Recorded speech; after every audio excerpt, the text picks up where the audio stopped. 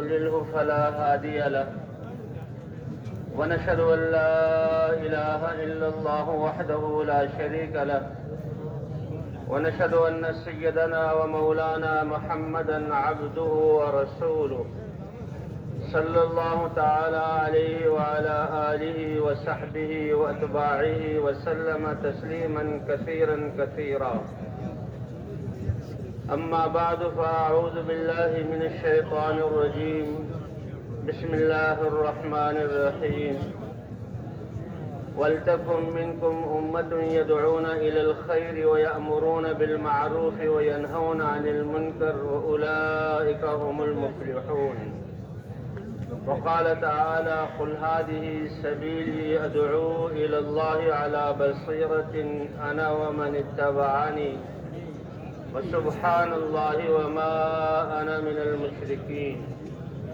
وقال تعالى: ومن أحسن قولا ممن دعا إلى الله وعمل صالحا وقال إنني من المسلمين. صدق الله العظيم. وقال رسول الله صلى الله عليه وسلم: نضر الله امرأ سمع مقالتي فوعاها ثم أداها كما سمعها، فرب مبلغ أوعى من سامع. وقال النبي صلى الله عليه وسلم: أيها الناس، إن الله سبحانه وتعالى يقول: مروا بالمعروف وانهوا عن المنكر قبل أن تدعوا فلا أجيب لكم، وتسألوني فلا أعطيكم، وتستنصروني فلا أنصركم.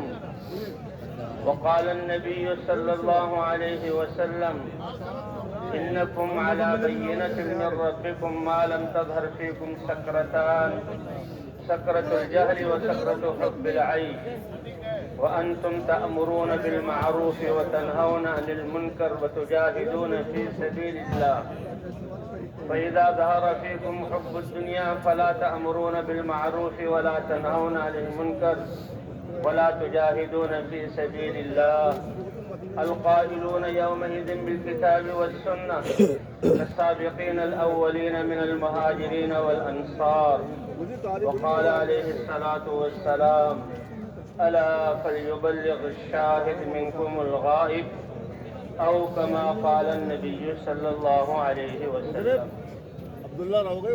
میرے محترم دوستوں اور بھائیوں، یہ اللہ کا کتنا بڑا انعام اور فضل ہے کہ اللہ نے زندگی کی مہلت عطا فرما کر اس میدان میں ہمیں اس فکر اور محنت کو اختیار کرنے کے لیے جمع کیا جو سب سے اونچی فکر ہے اور سب سے بڑی محنت ہے، اور جو اللہ انبیاء کرام کو دیتے تھے، جس فکر اور محنت سے انسانوں کی تقدیریں بدلتی تھیں اور انسانیت گمراہی سے، جہالت کے گڑھوں سے، آپس کی لڑائیوں سے، ظلم اور شرک سے اور دنیا آخرت کے مصائب سے نکل کر اللہ کی پسندیدہ راہ پر اور اللہ کے مبارک دین پر جو اللہ نے انسانوں کے لیے بنایا اس پر آتے تھے، اور اس دین حق کے وجود میں آنے کی وجہ سے اللہ کی رحمتیں برستی اور اللہ باطل کو توڑ دیتے اور قوموں کو باطل والوں کو مٹا دیتے،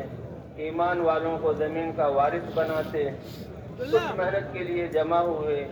سب سے آخر میں سارے نبیوں کے سردار حضرت محمد صلی اللہ علیہ وسلم اسی مبارک محنت کے لیے تشریف لائے، وہی مبارک فکر فرمائی. اگر اس سے کوئی قیمتی محنت اور فکر ہوتی تو اللہ انبیاء کو دیتے. اس سے بڑی عظیم انقلاب والی محنت ہوتی تو حضرت محمد صلی اللہ علیہ وسلم کو عطا فرماتے. جو محنت حضور صلی اللہ علیہ وسلم کر کے گئے، یہ علامت ہے اس بات کی جیسے حضور صلی اللہ علیہ وسلم سارے نبیوں کے سردار، کائنات میں سب سے افضل اللہ کے حبیب، تو آپ کی فکر اور محنت بھی، محنتوں میں سب سے عظیم محنت ہے اور اللہ کو بہت محبوب ہے. حضرت محمد صلی اللہ علیہ وسلم اپنی امت کو یتیم چھوڑ کر نہیں گئے. آتے ہی خیروں کے دروازے کھولے، رحمتیں برسیں، باطل مٹا اور حق زندہ ہوا. اب اس خیر کو اپنے ساتھ نہیں لے گئے بلکہ امت کو پہلے دن سے حضور صلی اللہ علیہ وسلم نے اس خیر میں اپنے ساتھ شریک کیا۔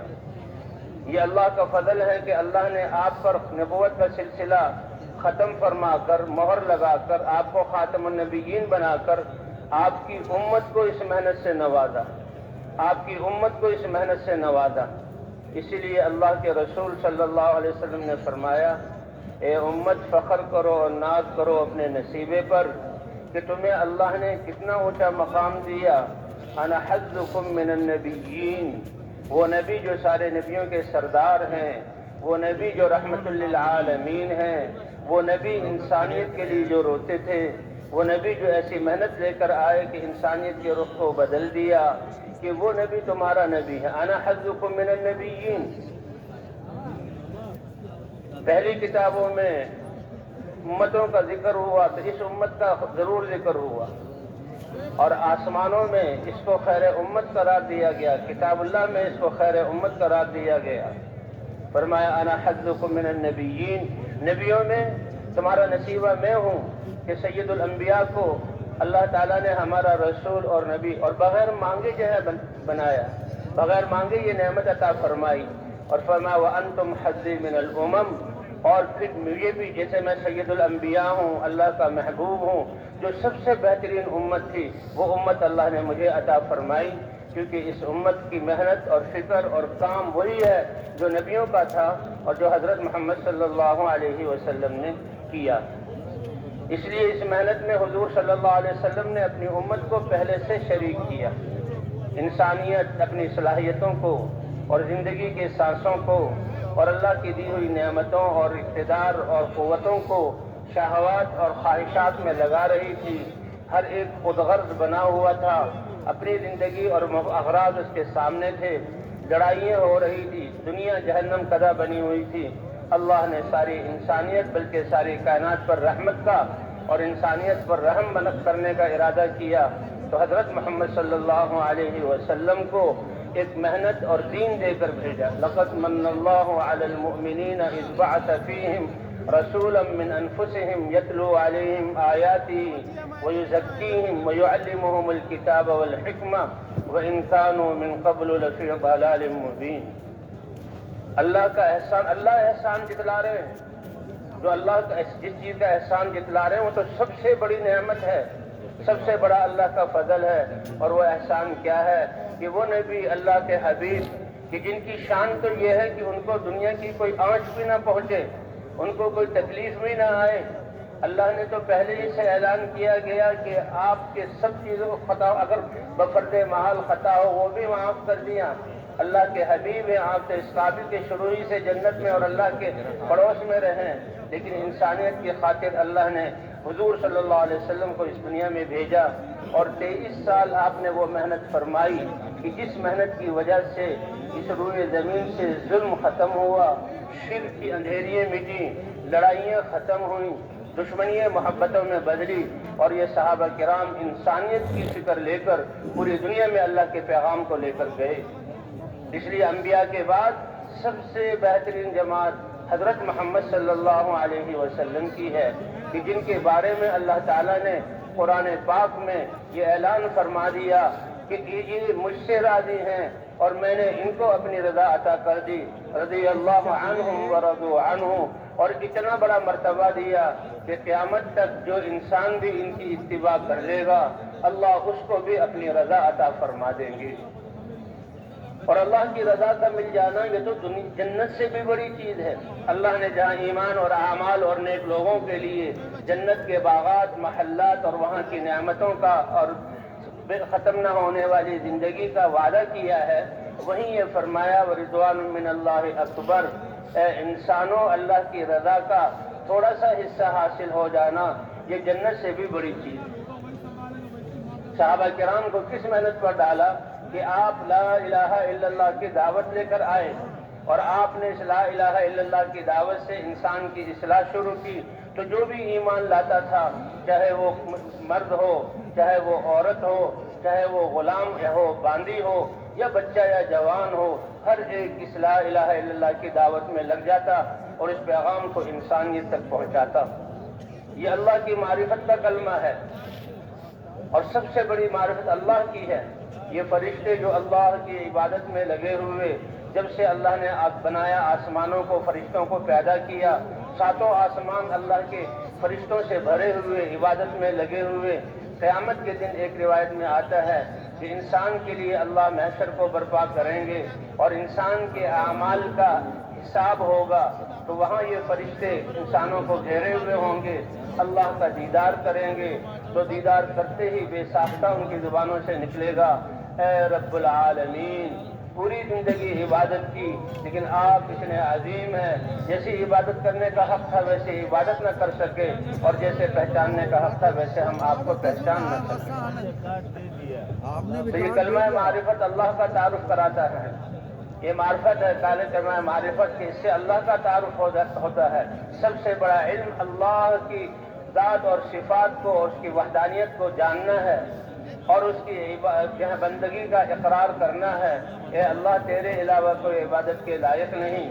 اللہ کے رسول یہ پیغام لے کر آئے، اتنا بھاری کلمہ لے کر آئے، تو جو صحابی بھی کلمہ پڑھتا تھا اس پیغام کو دوسروں تک پہنچاتا تھا۔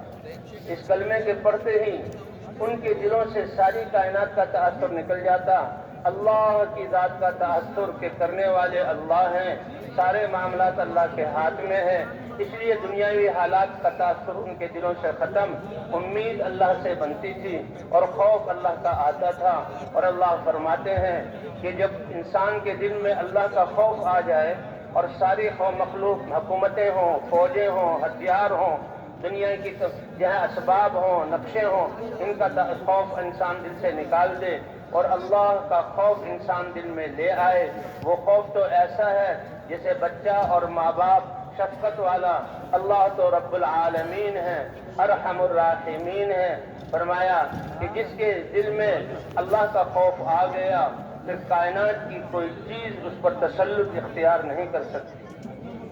انما سلط علی ابن آدم ما خافه ابن آدم وان لم يخف الا اللہ لم يسلط علیہ غیرہ، کہ انسان پر ان سب چیزوں کو مسلط کر دیا جائے گا جن سے وہ ڈرے گا، حکومت سے ہونے کو سمجھے گا تو اس کے پیچھے لگ جائے گا اور اپنی ہستی کو جہاں اس کے سامنے ذلیل کر دے گا، دنیا کے اسباب اور نقشوں سے ہونے کو سمجھے گا تو اس کے لیے اپنی زندگی کے بہترین سرمایہ کو ضائع کرے گا اور اپنی حیثیت کو مٹائے گا، لیکن جس کے دل میں اللہ کی بڑائی اور خوف آ گیا تو وہ اللہ کے لیے سب کچھ لگائے گا۔ فرمایا ان لم یخف الا اللہ، اگر انسان صرف اللہ ہی سے ڈرے تو اللہ کسی غیر کو مسلط نہیں ہونے دیں گے۔ حضرات صحابہ کرام جو جاہلیت کے زمانے میں پتھروں کو پوجتے تھے، بتوں کو پوجتے تھے اور دنیا کی ہر مخلوق سے ڈرتے تھے اور آپس کی لڑائیاں تھیں، جب انہوں نے لا الہ الا اللہ پڑھا تو اللہ نے ساری چیزوں کا تأثر نکال دیا۔ دریا سامنے آئے تو اللہ کا نام لے کر دریاؤں کو پار کیا، جنگلوں میں گئے تو درندوں نے ان کو رستہ بتایا۔ ایک موقع پر جنگل بہت بڑا افریقہ کا جنگل تھا اور اس میں جو ہے بہت سے درندے یہ تھے اور خطرناک جانور تھے، بس اعلان کیا کہ ہم اللہ کے رسول کے نمائندے ہیں، اللہ کا پیغام لے کر آئے ہیں، اس لیے اے جنگل کے جانوروں تم اس جنگل کو جہاں خالی کر دو، اور 3 دن کی مہلت دیتے ہیں، تو 3 دن میں جنگل خالی ہو گیا۔ فرمایا کہ خود آنکھوں سے دیکھا شیرنیاں بھی اپنے بچوں کو منہ میں لے کر اور اپنی پیٹھ پر بٹھا کر جا رہی ہیں، حتیٰ کہ سانپ کی مادہ بھی اپنے بچوں کو لے کر نکل رہی ہے کہ اللہ کے وہ بندے آ گئے جو اللہ کا پیغام لے کر آئے ہیں۔ جب یہ پیغام انسانوں کی زندگیوں میں آئے گا تو یہ ہمیں بھی اس کا فائدہ ہوگا، پھر زلزلوں سے ہم بھی تباہ نہیں ہوں گے، پھر سونامیوں سے ہم بھی ہلاک نہیں ہوں گے، اور پھر یہاں قحطوں سے ہمارے بچے تڑپ تڑپ کر نہیں مریں گے۔ یہ دین، یہ پیغام جب دنیا میں زندہ ہوگا اللہ کی رحمتیں اتریں گی، انسانیت کو تو اللہ تعالیٰ ہدایت دے کر کامیابی دیں گے، لیکن ان کی وجہ سے یہ کائنات کی بقا اور یہ جن کی جانوروں کی بھی حفاظت ہوگی۔ اس لیے جو بچہ علم سیکھنے کے لیے گھر سے نکلتا ہے کہ وہ علم جو اللہ نے اب حضور صلی اللہ علیہ وسلم پر اتارا اور جو انسانیت کے لیے امانت ہے اور جس پر عمل کر کے امن قائم ہوگا، تو سمندر کی مچھلیاں، فضاؤں کے پرندے، آسمانوں پر فرشتے اس کے لیے دعا کرتے ہیں کہ کہ یہ ایسا علم حاصل کرنے کے لیے جا رہا ہے کہ جس علم کو حاصل کر کر یہ اپنی زندگی میں اس کو لائے گا اور انسانیت کو یہ امانت پہنچائے گا، اور انسانیت جب اس علم کے مطابق اپنی زندگی کو بنائے گی تو اللہ کی طرف سے رحمتوں کے فیصلے ہوں گے۔ تو حضور صلی اللہ علیہ وسلم کی 23 سالہ مبارک محنت سے ایک بہت بڑا مجمع تیار ہو گیا، کیونکہ حضور صلی اللہ علیہ وسلم کی ختم نبوت کے صدقے اللہ نے اس امت کو یہ محنت عطا فرمائی۔ آج جو بات صبح کے بیان میں اور جو ہے ظہر کے بعد بیان میں، تعلیم کے حلقوں میں اور عصر کے بعد میں اور مغرب کے مذاکرے میں یہی سنایا جا رہا ہے، اور ہم اپنے ان کانوں سے کسی میٹھی باتوں سے اور نورانی باتوں سے اپنے دل کو منور کر رہے ہیں کہ ہماری ذمہ داری کیا ہے اور اللہ نے ہمیں کتنا بڑا منصب اور کتنی بڑی محنت عطا فرمائی ہے۔ اللہ کی ذات سے امید ہے کہ سب ساتھیوں نے اب اس بات کا ارادہ کر لیا ہوگا انشاءاللہ، اے اللہ ہم اس محنت والا بن کر رہیں گے اور تیرے پیغام پر خود عمل کریں گے اور اس پیغام کو پوری دنیا تک پہنچا دیں گے۔ اللہ کے رسول نے فرمایا کہ بندہ جس خیر کی نیت کرتا ہے اللہ تعالیٰ کی طرف سے انما الاعمال بالنیات، اس کی نیت پر اللہ کا معاملہ بدل جاتا ہے۔ تو یہ سب کی نیت ہے نا انشاءاللہ۔ یہ جو کراچی شہر کو چھوڑا، بازاروں کو چھوڑا، گھر کی راحتوں کو چھوڑا، اس زمین پر بیٹھے، آسمان کے تلے بیٹھے اور بیٹھ کر اللہ کی بارگاہ میں بیٹھے ہوئے ہیں اور اللہ رسول کی بات سن رہے ہیں، اس بات کا مقصد ہی یہی ہے، اے اللہ ہم اپنے آپ کو بے روزگار سمجھتے رہے، ہم اپنے آپ کو بے کام سمجھتے رہے۔ تو نے تو قرآن میں فرمایا وَجَاهِدُوا فِي اللَّهِ حَقَّ جِهَادِهِ، میرے دین کو زندہ کرنے کے لیے اپنی جانوں کو لگاؤ، مالوں کو لگاؤ، جیسے محنت کرنے کا جان لگانے کا حق ہے۔ هُوَ اجْتَبَاكُمْ، اللہ نے تمہیں اس کے لیے چن لیا ہے، اور اللہ کتنا بڑا اعزاز دیتے ہیں کہ میرے دین کو اپنانے اور میرے دین کو میری انسانیت میرے بندوں تک پہنچانے کے لیے یہ اپنے جان و مال کو لگا رہے ہیں، تو یہ میرے دین کی مدد کر رہے ہیں، یہ اعزاز ہے، حالانکہ اللہ ہمارا محتاج نہیں۔ اور پھر اللہ کا وعدہ ہے کہ جب تم اپنی ان کمزور ناتواں جانوں سے اور اپنے اس کمزور بولوں سے اور اللہ کی دی ہوئی وقت کو لے کر جو ہے آپ اس وقت کو اللہ کی راہ میں لگا رہے ہیں اور یہ اللہ کے دین کی مدد کر رہے ہیں، تو اللہ اپنی قدرت کے ساتھ تمہاری مدد کرے گا، اور جب اللہ مدد کرنے والا ہو تو کائنات کی کوئی چیز تمہارے کسی کام کو بگاڑ نہیں سکتی۔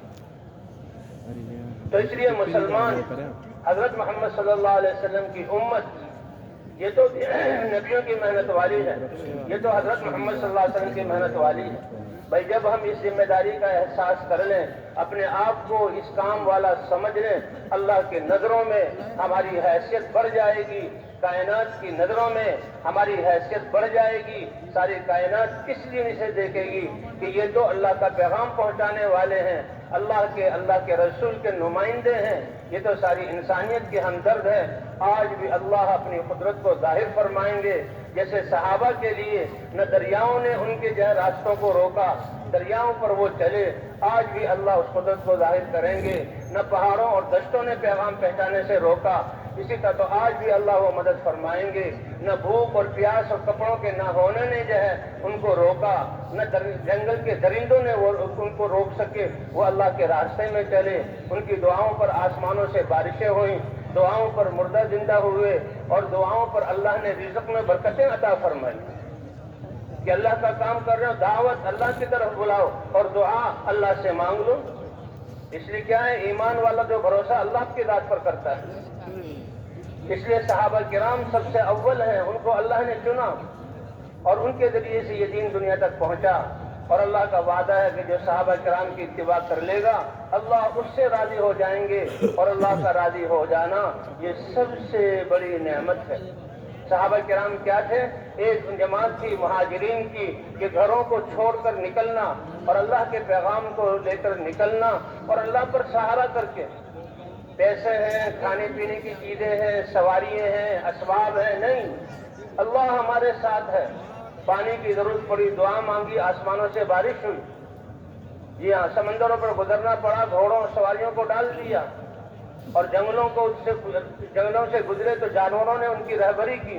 اللہ پر وَمَن يَتَوَكَّلْ عَلَى اللَّهِ فَهُوَ حَسْبُهُ، ایمان کی بنیاد پر اللہ کو پہچان کر کے بھروسے کے لائق اللہ تعالیٰ ہیں، تو فرمایا کہ جب جو انسان اللہ پر بھروسہ کرتا ہے اللہ اس کی کفایت کر دیتے ہیں۔ اس لیے مسلمان کے لیے جب وہ اپنے گھر سے نکلتا ہے کسی مہم کو سر کرنے کے لیے، یہ تو ایمان والا ہے اور اس کا یقین ہے کہ میرا سانس بھی اللہ کے حکم سے چل رہا، میرے اعضاء کی سلامتی بھی اللہ کے حکم سے ہے۔ سو کر اٹھے، کتنے لوگ ایسے ہوں گے جن کے بارے میں اعلان ہو رہا ہے کہ جن کا انتقال ہو گیا، نماز جنازہ پڑھ کر ثواب دارین حاصل کریں۔ کتنے لوگوں کے بارے میں سنیں گے کہ ان پر فالج گر گیا، ان کا چہرہ ٹیڑھا ہو گیا، ہاتھ ایک جانب جو ان کی سوکھ گئی، اب وہ کچھ کر ہی نہیں سکتے۔ کن کے بارے میں، کتنوں کے بارے میں سنیں گے کہ ان کے دماغ کی رگ پھٹ گئی اور وہ قومے میں چلے گئے۔ اللہ نے ہمیں اعضاء کی سلامتی عطا فرمائی، تو اس لیے مسلمان اسی لیے جب اٹھتا ہے تو کہتا ہے الحمدللہ الذی احیانا بعد ما اماتنا والیہ النشور۔ نیند میں تو ہمیں پتہ ہی نہیں تھا ہم کہاں ہیں، اللہ نے یہ نیند موت کی بہن ہے۔ اللہ دکھلاتے ہیں کہ جیسے نیند میں جا کر تمہیں اب کسی چیز کی کوئی خبر نہیں، تمہیں پتہ ہی نہیں کہ میں ہوں کہ نہیں، اور پھر اللہ نے اس موت سے تمہیں زندگی عطا فرمائی۔ اس لیے مسلمان الحمدللہ الذی احیانی بعد ما اماتنی، تمام تعریفیں اللہ کے لیے ہیں جس نے یہ زندگی عطا فرمائی مجھے موت کے بعد، وإلیہ النشور، اس کی نیند سے جاگنے کی اور تہجد میں اٹھنے کی ابتدا اللہ کے حمد سے ہوتی ہے۔ ابھی اپنے گھر سے نکل رہا ہے تو کیا دعا کرتا ہے؟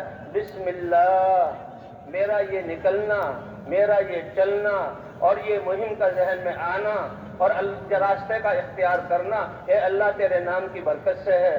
توکلت علی اللہ، اے اللہ میں نے تجھ پر بھروسہ کیا، اپنی صحت پر بھروسہ نہیں کیا۔ کتنے ہی راہ چلتے گر جاتے ہیں، منزل تک پہنچ نہیں سکتے، کتنے بہترین گاڑیوں میں منزل تک جاتے ہیں اور جناب اعلیٰ ایکسیڈنٹ ہو جاتا ہے، کتنے ہی جہازوں میں اڑتے ہیں اور کریش ہو جاتا ہے اور لاشیں ان کی آتی ہیں۔ اس لیے مسلمان کیا کہتا ہے؟ تیرے نام کی برکت سے نکل رہا ہوں، وتوکلت علی اللہ، اے اللہ آپ کی ذات پر بھروسہ کر رہا ہوں، ولا حول ولا قوت الا باللہ۔ یہ زندگی کا سرمایہ کتنا قیمتی ہے۔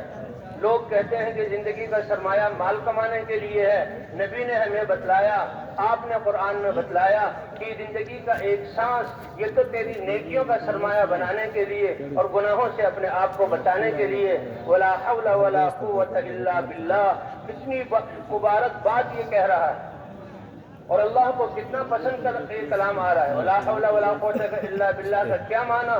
اے اللہ زندگی کی ہر سانس، ہر گھڑی، ہر قدم پر نیکی کرنے کی توفیق تیری رحمت سے ملے گی، اس لیے نیکیوں کی توفیق عطا فرما، میرا کوئی سانس ضائع نہ چلا جائے۔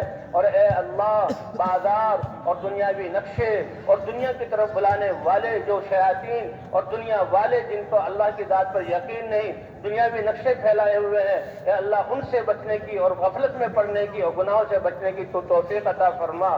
کیا مبارک کلمات یہ مسلمان کہہ رہا ہے۔ اللہ کے رسول نے فرمایا اے انسان، اے مسلمان، تو نے یہ کلمات کہے، تو نے یہ دعا پڑھی، اللہ کی طرف سے یہ اعلان کیا جاتا ہے ہدیتا، یہ تمہاری یہ سمجھ اور یہ الفاظ اور یہ توفیق اللہ نے دی، تمہیں راہ راست دکھا دیا گیا۔ راہ راست یہی ہے، اللہ کے نام کی برکت سے سمجھ کر کام میں لگے اور کام میں اللہ کی ذات پر بھروسہ کرے، اپنے سانسوں پر بھی بھروسہ نہ کرے، اپنے جان پر بھی بھروسہ نہ کرے، اپنے اسباب پر بھی بھروسہ نہ کرے، کیونکہ کوئی پتہ نہیں کیا ہو جائے۔ تو تو نے اللہ پر بھروسہ کیا، ہدیتا، یہی راہ راست ہے۔ کیا اللہ کا انعام ہے، تمہیں ہدایت راہ راست دکھلا دی گئی، ہدایت دے دی گئی، جو سب سے بڑی ضرورت ہے کہ جہاں کہیں بھی انسان ہو ہدایت کے ساتھ چلے، آنکھیں ٹھیک ہوں، دل کی آنکھیں کھلی ہوئی ہو، سورج نکلا ہوا ہو، اعضاء سلامتی ہو، تو تمہیں ہدایت راہ دکھلا دی گئی۔ وہ خوشی تھا، اور جس مہم کے لیے جا رہے ہو تم نے اللہ کے نام سے شروع کیا تو اللہ کی طرف سے تیری کفایت ہوگی، اور اللہ بہترین کارساز ہے۔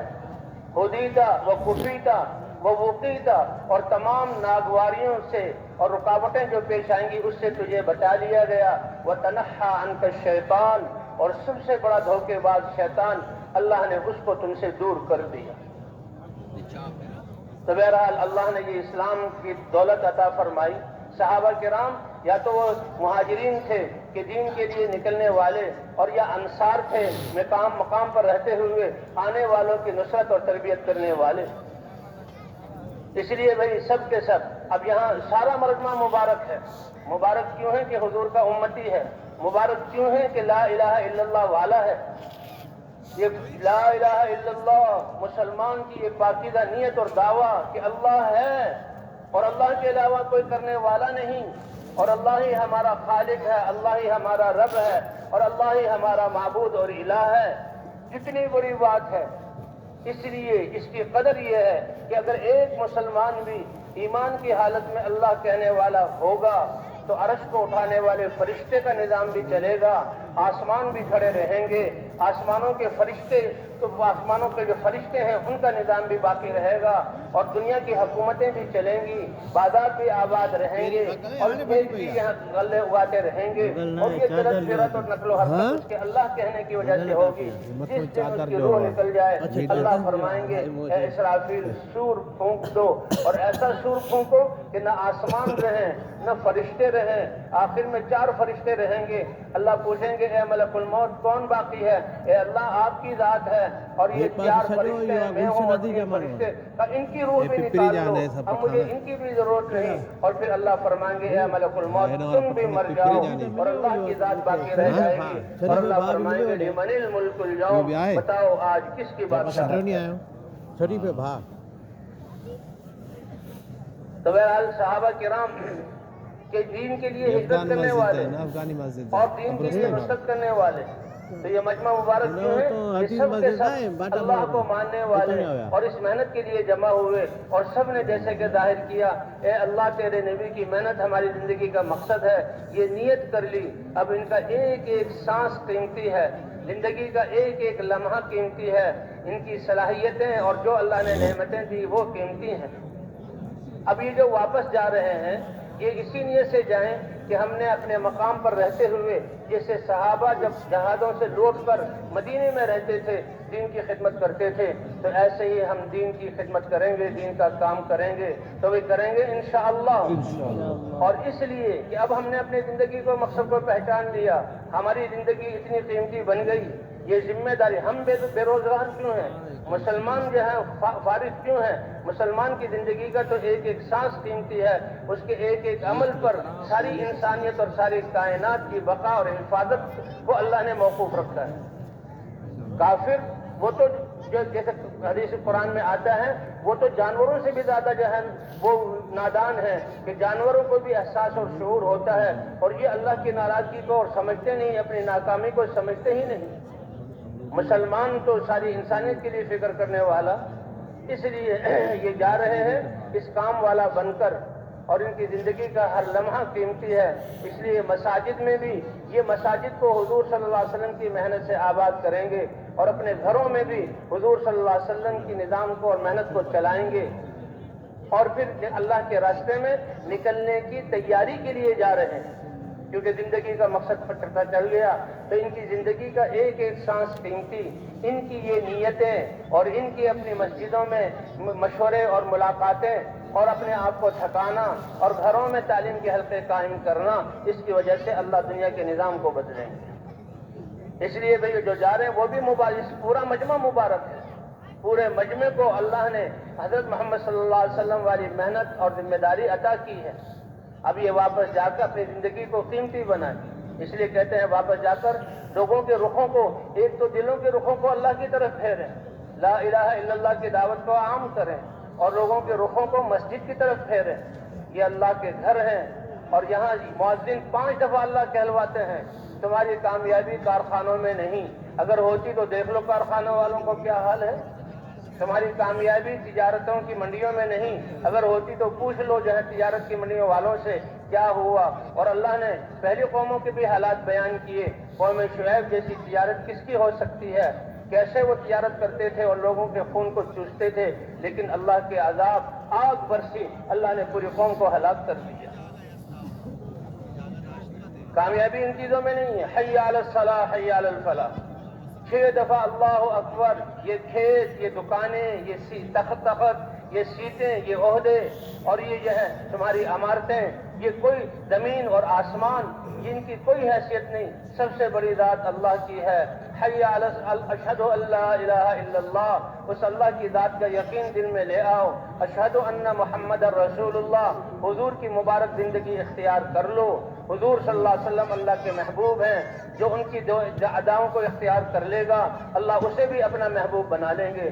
حی علی الصلاح حی علی الفلاح، آ جاؤ کامیابی کی طرف۔ اس لیے اپنی نمازوں کو ایسا بنائیں اور نمازوں کو میں شوق سے ایسے پڑھیں فضائل کی تعلیم میں بیٹھ کر کہ کارخانے والوں کو کارخانے کی طرف جاتے ہوئے کہ بہت بڑا آرڈر ملا ہے اور سارا کام تیار ہے اور کچھ دیر بعد میں آرڈر دے کر اتنا نفع کما لوں گا اور آج تو بڑے گاہک آئیں گے، میری کاروبار کا سیزن ہے، اب تو وارے کے نیارے ہوں گے، اب تو یہ جو ہے عید کا موسم آ رہا ہے۔ جیسے دنیا والے جو اللہ کو نہیں پہچانتے اور اپنی جو ہے وہ دکانوں اور اسباب کی طرف جس خوشی اور یقین سے چلتے ہیں، اس سے زیادہ خوشی مسلمان کو اللہ کے گھر کی طرف آنے میں ہو اور کامیابی کا یقین ہو۔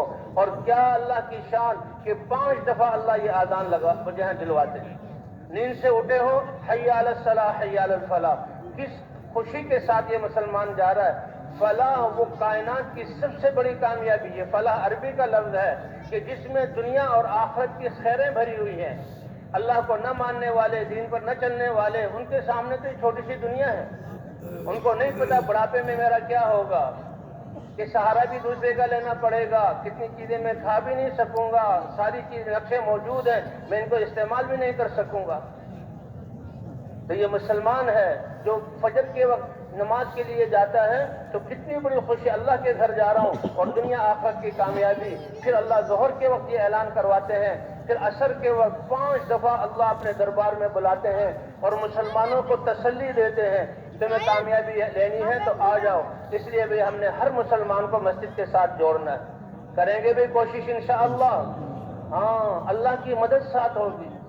اور بھئی مسلمان کا گھر، ماں بھی مسلمان، باپ بھی مسلمان، یہ آنے والا بچہ کتنا سعادت مند ہے کہ ایمان والے گھر میں پیدا ہوا۔ کل مولود یولد علی الفطرہ، ہر بچے کو اللہ فطرت اسلام پر پیدا فرماتے ہیں، چاہے یہودی کے گھر پیدا ہو، چاہے نصرانی کے گھر پیدا ہو، چاہے مجوسی اور ہندو کے گھر پیدا ہو، وہ فطرت اسلام پر ہے۔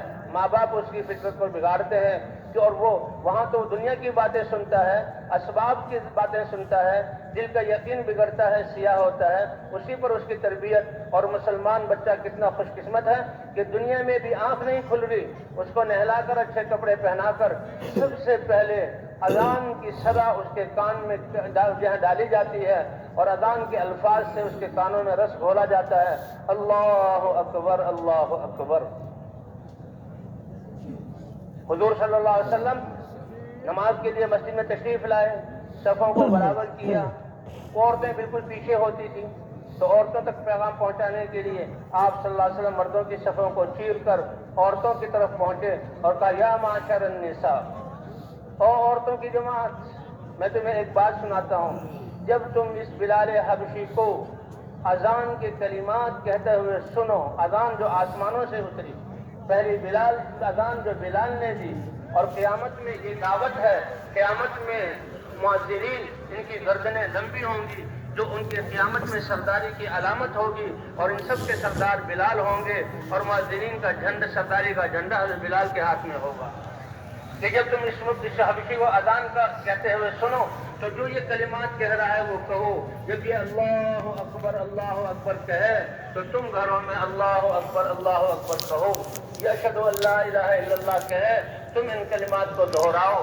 کیوں کہ اللہ ہر لفظ پر، ایک ہے جملہ پوری بات وہ نہیں، اس پہ تو بہت ملے گا، ایک ہے ایک لفظ کے جو حروف ہیں، اللہ میں 4 یا 5 حروف ہیں، فرمایا ہر حرف پر اللہ تمہیں جنت کے سکے اور جنت کی نیکیوں میں سے 10 لاکھ نیکی عطا فرمائیں گے، 10 لاکھ نیکی عطا فرمائیں گے۔ اور تو یہ حضور صلی اللہ علیہ وسلم فرمایا، حضرت عمر رضی اللہ تعالیٰ عنہ ساتھ تھے، تو کہنے لگے یا رسول اللہ یہ تو عورتیں ہیں، اس اذان کے کلمات، یہ اذان اتنی بڑی چیز ہے، تو مؤذن کو کتنا ثواب ملے گا کہ جس کی اذان دینے پر کتنی ہزاروں مستورات یہ کہیں گی. حضرت عمر رضی اللہ عنہ کہ یا رسول اللہ اگر ہم مرد ان کلمات کو دہرائیں کہ عمر مردوں کو تو اللہ تعالیٰ ہر حرف پر 20 لاکھ نیکیاں عطا فرمائیں گے، کیونکہ مرد وہ تو میدانوں والے ہیں، وہ تو اللہ کے راستے میں نکل کر آواز کو پہنچانے والے ہیں، میدانوں میں اپنی جان پہل جہاں قربان کرنے والے ہیں، ان کی ذمہ داری کے بقدر ان کو اجر ملے گا. تو یہ اذان کے کلمات اس بچے کے کان میں کہے جا رہے ہیں اور دوسرے کان میں اقامت کہی جا رہی ہے، اور یہ ماں باوضو ہو کر اس کو دودھ پلاتی ہے، بسم اللہ سے دودھ پلاتی ہے، سنت کے مطابق اس کو سلاتی ہے، اور بچہ جب بولنا شروع کرتا ہے تو اللہ کا نام سکھاتی ہے. کیا خوش قسمت بچہ ہے. اور جب بچہ اور بولنا شروع کرتا ہے تو سب سے بڑے علم والا کلمہ ماں سکھاتی ہے، اور سب سے بڑے علم والا کلمہ کیا ہے؟ لا الہ الا اللہ.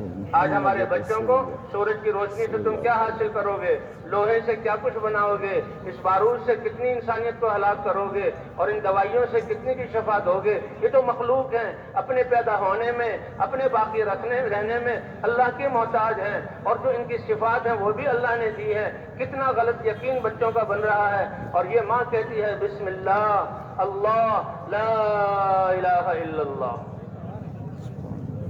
یہ کیا پیارا دین اللہ نے دیا. اور بچہ جب سب سے پہلے وہ سنتا ہے آوازیں کہ ایک چیز ہے اندر، جب کھانا ختم ہو جائے تو بھوک لگتی ہے، اس کو بھوک کہتے ہیں، اور بھوک پر لوگ کیا مانگتے ہیں اور کیا دیا جاتا ہے. سر میں درد ہو، یہ بیماری ہے، بخار ہو، جب یہ بچہ کہے گا اماں بھوک، تو والد ماں کہے گی بیٹا یہ بھوک بھی اللہ کے امر ہے، اللہ کی طرف سے یہ حال آتا ہے، اور بھوک دور کرنے والی ذات بھی اللہ کی ہے. کتنا بڑا علم دے دیا جو ہم قرآن کی تفسیروں میں پڑھ کر معلوم کرتے ہیں. افرأیتم ما تحرثون، تم نے دیکھا تم جو بیج ڈال رہے ہو، کیا تم اس خشک بیج سے اس کی کونپل اور جڑ کو نکال کر تنے اور شاخوں کو پیدا کرتے ہو، یا اللہ کی ذات پیدا کرنے والی ہے. ان پتوں میں رنگ تم بھرتے ہو یا اللہ بھرتے ہیں، ان پھولوں میں خوشبوئیں تم بھرتے ہو یا اللہ بھرتے ہیں، ان پھلوں میں ذائقے اور غذائیت اللہ بھرتے ہیں یا تم بھرتے ہو. اس بے رنگ زمین سے یہ ساری چیزیں اللہ نکالتے ہیں یا تم نکالتے ہو. تو ماں کتنا بڑا علم دے رہی ہے. بیٹا بھوک بھی اللہ کی طرف سے، اور جو ہے بھوک کا کھانا اور رزق یہ بھی اللہ کی طرف سے. تو اس بچے کو کتنا بڑا یقین حاصل ہو گیا. جب پیاس کے لیے پانی مانگتا ہے، بیٹا پانی بھی اللہ کی ایک نعمت ہے، پانی دینے والے بھی اللہ ہیں، اور پانی کے ذریعے پیاس بجھانے والے بھی اللہ ہیں. ایک بیماری ہے جو البقرہ، جی ہاں، گائے اور بھینس کی ہے بھوک کہ انسان کھاتا جا رہا ہے لیکن دل بھرتا ہی نہیں اور بھوک دور ہی نہیں ہوتی. ایک ہے بیماری استسقاء کی کہ انسان پانی پیتے پیاس نہیں بجھتی، پیٹ پھٹنے کو ہے لیکن پیاس نہیں بجھ رہی، اور ایک گھونٹ پانی پیتا ہے اور رگوں میں خوب جہاں پانی پہنچ جاتا ہے اور ٹھنڈ حاصل ہو جاتی ہے. تو یہ ماں کتنا بڑا علم بچے کو حاصل ہو رہا ہے، اور بچپن سے یہ دعائیں سکھانا.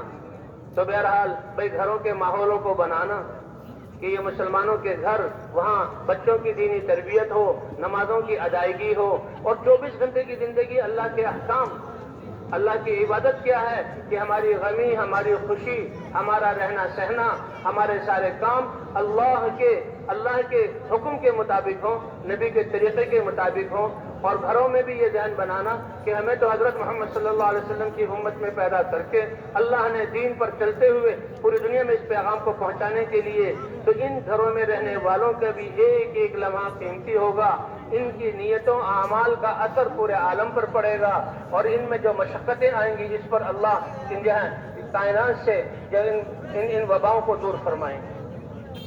تو بھائی ہم تو یہ مجمع سارا مبارک ہے، واپس جانے والے بھی اسی نیت سے جائیں، اور جو اللہ کے راستے میں جا رہے ہیں ان کے تو کیا کہنے، ان کے عمل کے برابر کوئی عمل ہو ہی نہیں سکتا کہ اللہ کے پیغام کو لے کر جا رہے ہیں. اللہ داعی ہیں، سارے انبیاء دعوت لے کر آئے، اس دعوت سے حق زندہ ہوا، اور حق زندہ ہونے کے سے عالم کا نظام چلا. اللہ کے رسول نے یہ دعوت دی، اور جس دن اس حق کا وجود ختم ہوگا اللہ حکومتوں کو، اللہ جو ہے بازاروں کو، اور اللہ جو ہے کارخانوں کو، دنیا اور آسمانوں کو اللہ مٹا کر رکھ دیں گے. اس لیے فرماتے ہیں لغدوۃ فی سبیل اللہ او روحۃ خیر من الدنیا وما فیہا. ایک دن کا آدھا حصہ صبح کا وقت یا شام کا وقت اللہ کے راستے میں لگا دینا، اس کو اتنا بڑا ثواب ملے گا کہ ایک انسان کو پوری دنیا کے خزانے مل جائیں اور وہ سارے صدقہ کر دے، تو اس کے صدقہ کرنے سے اس کا صبح یا شام اللہ کے دین کی آواز لگانے کے لیے لگانا زیادہ بہتر ہے۔ اس لیے صحابہ کرام پوچھتے تھے، یا رسول اللہ، یہ جو اللہ کے شروع میں تو سب کو نکلنے کا حکم تھا، کسی کو ٹھہرنے کی اجازت نہیں تھی، تبوک والے 3 صحابی ٹھہر گئے، ایک تو منافقین ٹھہرے تھے، وہ تو اب جہاں حضور صلی اللہ علیہ وسلم نے ان سے اعراض کیا، اور ایمان والے 3 ٹھہرے تھے، تو ایسی ناراضگی ایسا کہ اللہ کے رسول بات نہیں کر رہے، کوئی مسلمان بات نہیں کر رہا، ایسی سزا۔ اور فرمایا، وہ کہتے ہیں وضاقت علیہم الارض بما رحبت، کہ زمین ان پر تنگ ہو گئی، اللہ کے رسول کے سامنے آتے ہیں، اللہ کے رسول باتیں، 50 دن کے رونے میں پھر توبہ ان کی قبول ہوئی، اللہ نے اس کو قرآن میں اتارا، پھر بعد میں کچھ اجازت ہوئی کہ کچھ اللہ کے راستے میں جائیں، کچھ ٹھہر جائیں۔ بہرحال پہلے بھی جو بیمار ہوتے تھے، جن کے پاس اسباب نہیں ہوتے تھے، وہ رہ جاتے تو ان کے دل میں ہوک اٹھتی تھی کہ ہم کیوں نہیں جا رہے، تو حضور صلی اللہ علیہ وسلم سے پوچھتے تھے، مردوں نے بھی پوچھا، عورتوں نے بھی پوچھا، اجتماعی طور پر بھی سوال کیا، انفرادی طور پر بھی سوال کیا، اے اللہ کے رسول، کیا ہم جو جانے والے ہیں پیچھے رہ کر کوئی ایسا عمل کر لیں جس سے ہمیں بھی ثواب ایسا ملے جیسا ان کو ملا ہے؟ کوئی نفلی عبادت ایسی ہے؟ فرائض تو متعین ہے، وہ تو کر ہی رہے ہیں۔ اللہ کے رسول صلی اللہ علیہ وسلم نے کیا فرمایا؟ بتاؤ، جب وہ نکلے ہیں اس وقت سے تم نماز میں کھڑے ہو جاؤ، اور جب تک واپس نہ آئے تم نماز پڑھتے رہو، اور وہ جو نکلے ہیں اس وقت سے تم روزہ شروع کر دو، اور جب تک واپس نہ آئے تم جو ہے روزے سے رہو۔ کیا یہ کر سکتے ہو؟ وہ سفر تو دنوں کے ہوتے تھے، ہفتوں کے ہوتے تھے، مہینوں کے بھی ہوتے تھے۔ اے اللہ کے رسول، یہ انسان کیسے اس کی طاقت رکھتا ہے کہ اتنا لمبا روزہ رکھے اور ایسے نماز میں مشغول رہے؟ یہ تو ممکن ہی نہیں۔ حضور صلی اللہ علیہ وسلم نے فرمایا، اگر تم کر بھی لو تب بھی ان کے ثواب کے 10ویں حصوں کو بھی تم نہیں پہنچ سکتے، 10ویں حصے کو تم نہیں پہنچ سکتے۔ اللہ کے راستے میں ایک گھڑی کھڑا ہونا، اللہ کے راستے میں نکل کر، جو اللہ کے راستے میں نکل رہا ہے صرف اپنی ذات کے لیے نہیں، امت مسلمہ کے لیے نہیں، پوری انسانیت اور قیامت تک آنے والی نسلوں کے لیے اس کی نیت کو دیکھا جائے۔ فرمایا، ایک شخص ہے جس کو رمضان شریف میں بیت اللہ اور حرم کی حاضری ملی، 27ویں رات کا اس کو موقع ملا، حجر اسود کے سامنے ساری رات وہ عبادت کرتا رہا، اور یہ جو ہے رات بھی لیلۃ القدر کی رات ہے۔ حرم کی نماز 1 لاکھ نماز کے برابر، اور پھر رمضان میں 70 گنا اور بڑھا دیے جاتے ہیں، اور پھر لیلۃ القدر میں وہ تو 1000 مہینوں کے برابر ہے۔ یہ سارے اجر وہ نماز پڑھ رہا ہے، کتنی بڑی عبادت اور کتنی بڑی اس کو فضیلت ملی ہے، لیکن ایک اللہ کے راستے میں پھٹے پرانے کپڑوں میں اور اندھیری رات میں میدان میں کھڑا ہوا کہ اللہ کا دین پوری دنیا تک کیسے پہنچ جائے۔ اللہ کے رسول نے فرمایا، اس کا ایک گھڑی کھڑا ہونا اس کی ساری عبادت سے کہیں افضل ہے۔ اس کی عبادت اپنی ذات کے لیے ہے، ٹھیک ہے، بہت بڑی عبادت ہے، لیکن اس کا اللہ کی راہ میں کھڑا ہونا ساری انسانیت کی ہدایت کے لیے۔ اسی لیے حضرت عبداللہ بن رواحہ رضی اللہ تعالیٰ عنہ، جن کو حضور صلی اللہ علیہ وسلم نے روانہ فرمایا، یہ پہلا لشکر تھا جو روم کی ٹکر لینے کے لیے حضور نے نکالا، کیونکہ حضور کے قاصد کو انہوں نے شہید کر دیا تھا۔ اللہ کے رسول نے 3000 کا لشکر بنایا، اور پھر اپنے گھر کے لوگوں کو، زید بن حارثہ جو حضور صلی اللہ علیہ وسلم کے منہ بولے بیٹے اور محبوب تھے، کہا یہ جائیں گے اور یہ شہید ہو جائیں گے، اگر یہ شہید ہو جائیں تو حضور کے سگے چچا داد بھائی جعفر ابن ابی طالب جو بالکل نوجوان تھے، 28-30 سال کی عمر تھی، یہ اللہ کے راستے میں یہ آگے بڑھیں گے، اور اگر یہ امیر بن جائیں گے اور اگر یہ شہید ہو جائیں تو عبداللہ بن رواحہ کو امیر بنایا جائے، اور اپنے رواحہ بھی امیر وہ شہید ہو جائیں تو مسلمان آپس میں کسی جے مشورے سے امیر بنا لیں۔ اب جماعت تیار ہوئی، حضور نے روانہ کیا، جمعے کا دن تھا۔ ابن رواحہ کے دل میں یہ بات آئی، مسجد نبوی اور جمعے کی نماز جو آخری نماز ہوگی اور حضور کے پیچھے آپ کا خطبہ، تو کیوں نہ میں آخری جمعہ زندگی کا حضور کے پیچھے پڑھ کر جاؤں۔ اور جماعت روانہ ہو گئی، جمعہ پڑھا حضور کے پیچھے، کیسی اچھی نیت تھی، کتنا بڑا عمل تھا۔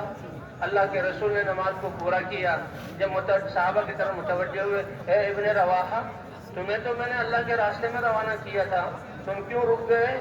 تو بڑا اچھا جواب تھا، لِأُجَمِّعَ مَعَكَ یا رسول اللہ، کہ اللہ کے رسول جمعے کا دن تھا، شہید ہونا ہے، آپ کے پیچھے جمعہ کی فضیلت حاصل کر لوں، آپ کا دیدار، آپ کا خطبہ، آپ کے پیچھے جمعہ، آپ کی مسجد، یہ سارے فضائل ہیں۔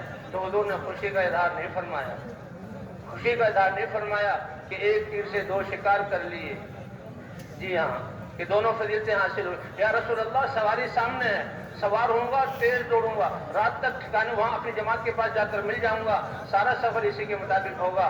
اللہ کے رسول نے فرمایا یہ جو اعمال تم نے کیے یہ تو تم نے کر لیے، اور جو ہے جو تمہارے ساتھی وہ ان اعمال کو نہ کر سکے، اور اس کے بعد اس پر مزید ساری دنیا کے خزانوں کے مالک بن کر سب کو اللہ کے راستے میں خرچ کر دو، وہ ثواب بھی تمہارے انعامات سے ملا دیا جائے، تو اللہ کے راستے میں آدھے دن جو وہ پہلے نکلے ہیں تم ان کے ثواب کو پہنچ نہیں سکتے۔ لو انفقت ما فی الارض جميعا ما ادرکت غزوتهم۔ عمر تھوڑی ہے اس امت کی، لیکن ذمہ داری کی وجہ سے اللہ نے اس کے ایک ایک سانس اور ایک ایک لمحے میں کتنی قیمتیں رکھی، کتنی بڑا قیمتی بنایا۔ اچھا اللہ کے راستے میں نکلنے کا فرمایا اس میں تو ہر چیز کا ثواب، تھکاوٹ پر اللہ ثواب دیں گے، بھوک گھنٹوں برداشت کی ہے، ایک ایک لمحے کے بھوک پر اللہ ہدایت کی ہوائیں چلائیں گے اور انسانوں کی تقدیر کو بدلیں گے۔ پیاس کو برداشت کرنا، اس پر اللہ تعالیٰ ہر ناگواری پر اجر عطا فرمائیں گے، حتیٰ کہ ایسی ناگواری جو انسان کا اس میں کوئی وقت دخل نہیں، یہ ہمارے فضاؤں کی غباریں غبار ہمارے جسموں پر پڑتی ہے، اس غبار کی قیمت بھی اللہ کے جہنم کی آگ حرام فرما دیں گے۔ اور ایک روایت میں آتا ہے کہ اس غبار کو مشک بنا کر اللہ تعالیٰ عرش کے سائے میں ان کے جہاں اوپر جہاں مشک کو ڈالیں گے، یہ اللہ کے راستے کے غبار کی یہ قیمت ہے۔ حضور صلی اللہ علیہ وسلم لشکر کے ساتھ جا رہے ہیں اور قافلہ چل رہا ہے، ایک نوجوان کو دیکھا نفیس سا، وہ الگ چل رہا ہے۔ حضور صلی اللہ علیہ وسلم نے فرمایا کہ تم الگ کیوں چل رہے ہو؟ یا رسول اللہ یہ غبار مجھے اچھا نہیں لگتا۔ فرمایا اس غبار سے اپنے آپ کو باہر نہ نکالو، دنیا میں تو یہ غبار ہے اور یہ آخرت میں جنت کی خوشبو تمہارے لیے بنے گی۔ لشکر جا رہا تھا، ایک ذمہ دار تھے، تو ایک پیدل چلنے والے پیچھے تھے، باقی سواریوں پر تھے۔ فرمایا کہ تم پیدل کیوں چل رہے ہو؟ کہ میں نے اللہ کے رسول صلی اللہ علیہ وسلم سے سنا ہے کہ جس کے قدموں پر اللہ کے راستے کی غبار پڑ جائے اللہ جہنم کی آگ تو دور کی بات دھواں بھی نہیں لگنے دیں گے۔ اب امیر جلدی سے لشکر کے آگے چلے گئے اور یہ پیچھے تھے، اور ادھر سے کہا او فلانے تمہارے پاس سواری تو ہے، پھر کیوں پیدل چل رہے ہو؟ انہوں نے کہا میں نے اللہ کے رسول سے یہ بات سنی ہے، سارا لشکر جو سوار تھا وہ سواریوں سے کود گیا اور پیدل چلنے لگا کہ تاکہ اللہ کے راستے کی غبار پڑے۔ تو بھائی اللہ کے راستے میں جو نکلنا ہے سب سے اہم قیمتی نکلنا وہ ہے جو پیدل۔ اسی لیے سال کی کتنی پیدل جماعتیں چل رہی، ایک مسجد سے دوسری مسجد پیدل جانا ہو، جی ہاں لمبا سفر ہو تو ٹھیک ہے، وہاں بس اڈے تک جانا یہ پیدل جانا، اصل نقل و حرکت پیدل ہے۔ حضور صلی اللہ علیہ وسلم کے اور صحابہ کے کتنے اسباب پیدل ہیں، اللہ تعالیٰ اپنے نبی کو براق سواری دے سکتے تھے۔ حضرت عبداللہ ابن مبارک رضی اللہ تعالیٰ عنہ 6 مہینے وہ حدیث پڑھاتے تھے اور حدیثیں لکھتے تھے، لکھ کر طلبا کو دیتے، اور 6 مہینے اللہ کے راستے میں جاتے، اللہ کے راستے میں میدان جہاد میں جاتے، گھوڑے پر سواری کرتے۔ تو کیا کرتے تھے وہ کہ جو حدیثیں لکھتے تھے اس سے وہ کانے کی قلم سے پہلے لکھا جاتا تھا تو قلم کو تراشنا پڑتا تھا، تو اس قلم کے تراشوں کو جمع کر لیتے تھے۔ بھئی یہ قلم جس سے حدیث لکھی گئی یہ تراشے قلم جو ہے نب اس کی جہاں گھس جاتی ہے تو پھر دوبارہ تراش کر دوبارہ بنا لی جاتی ہے، جب تک قلم پکڑنے کے لیے تو سارے تراشے جمع کیے جا رہے ہیں۔ کیونکہ کیا کیے جا رہے ہیں اللہ جانے۔ اور جب اللہ کے راستے سے آتے تھے تو ایک چادر بچھا کر اپنے کپڑے جھاڑتے اور اپنے گھوڑے کی زین جھاڑتے، گھوڑے کے جسم کو جھاڑتے اور اس غبار کو جمع کر لیتے کہ یہ اللہ کے راستے کی غبار ہے، تو اس لیے وہ غبار بھی اس کا مجموعہ بن گیا اور قلم کے تراشوں کا بھی بہت سارا ایک مجموعہ بن گیا۔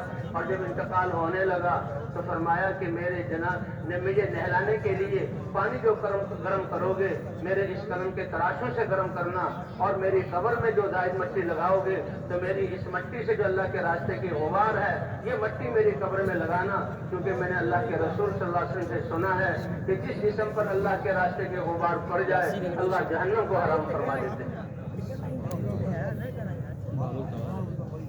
اس لیے بھائی اللہ کے راستے میں نکلنے والے یہ بہت اونچے لوگ ہیں۔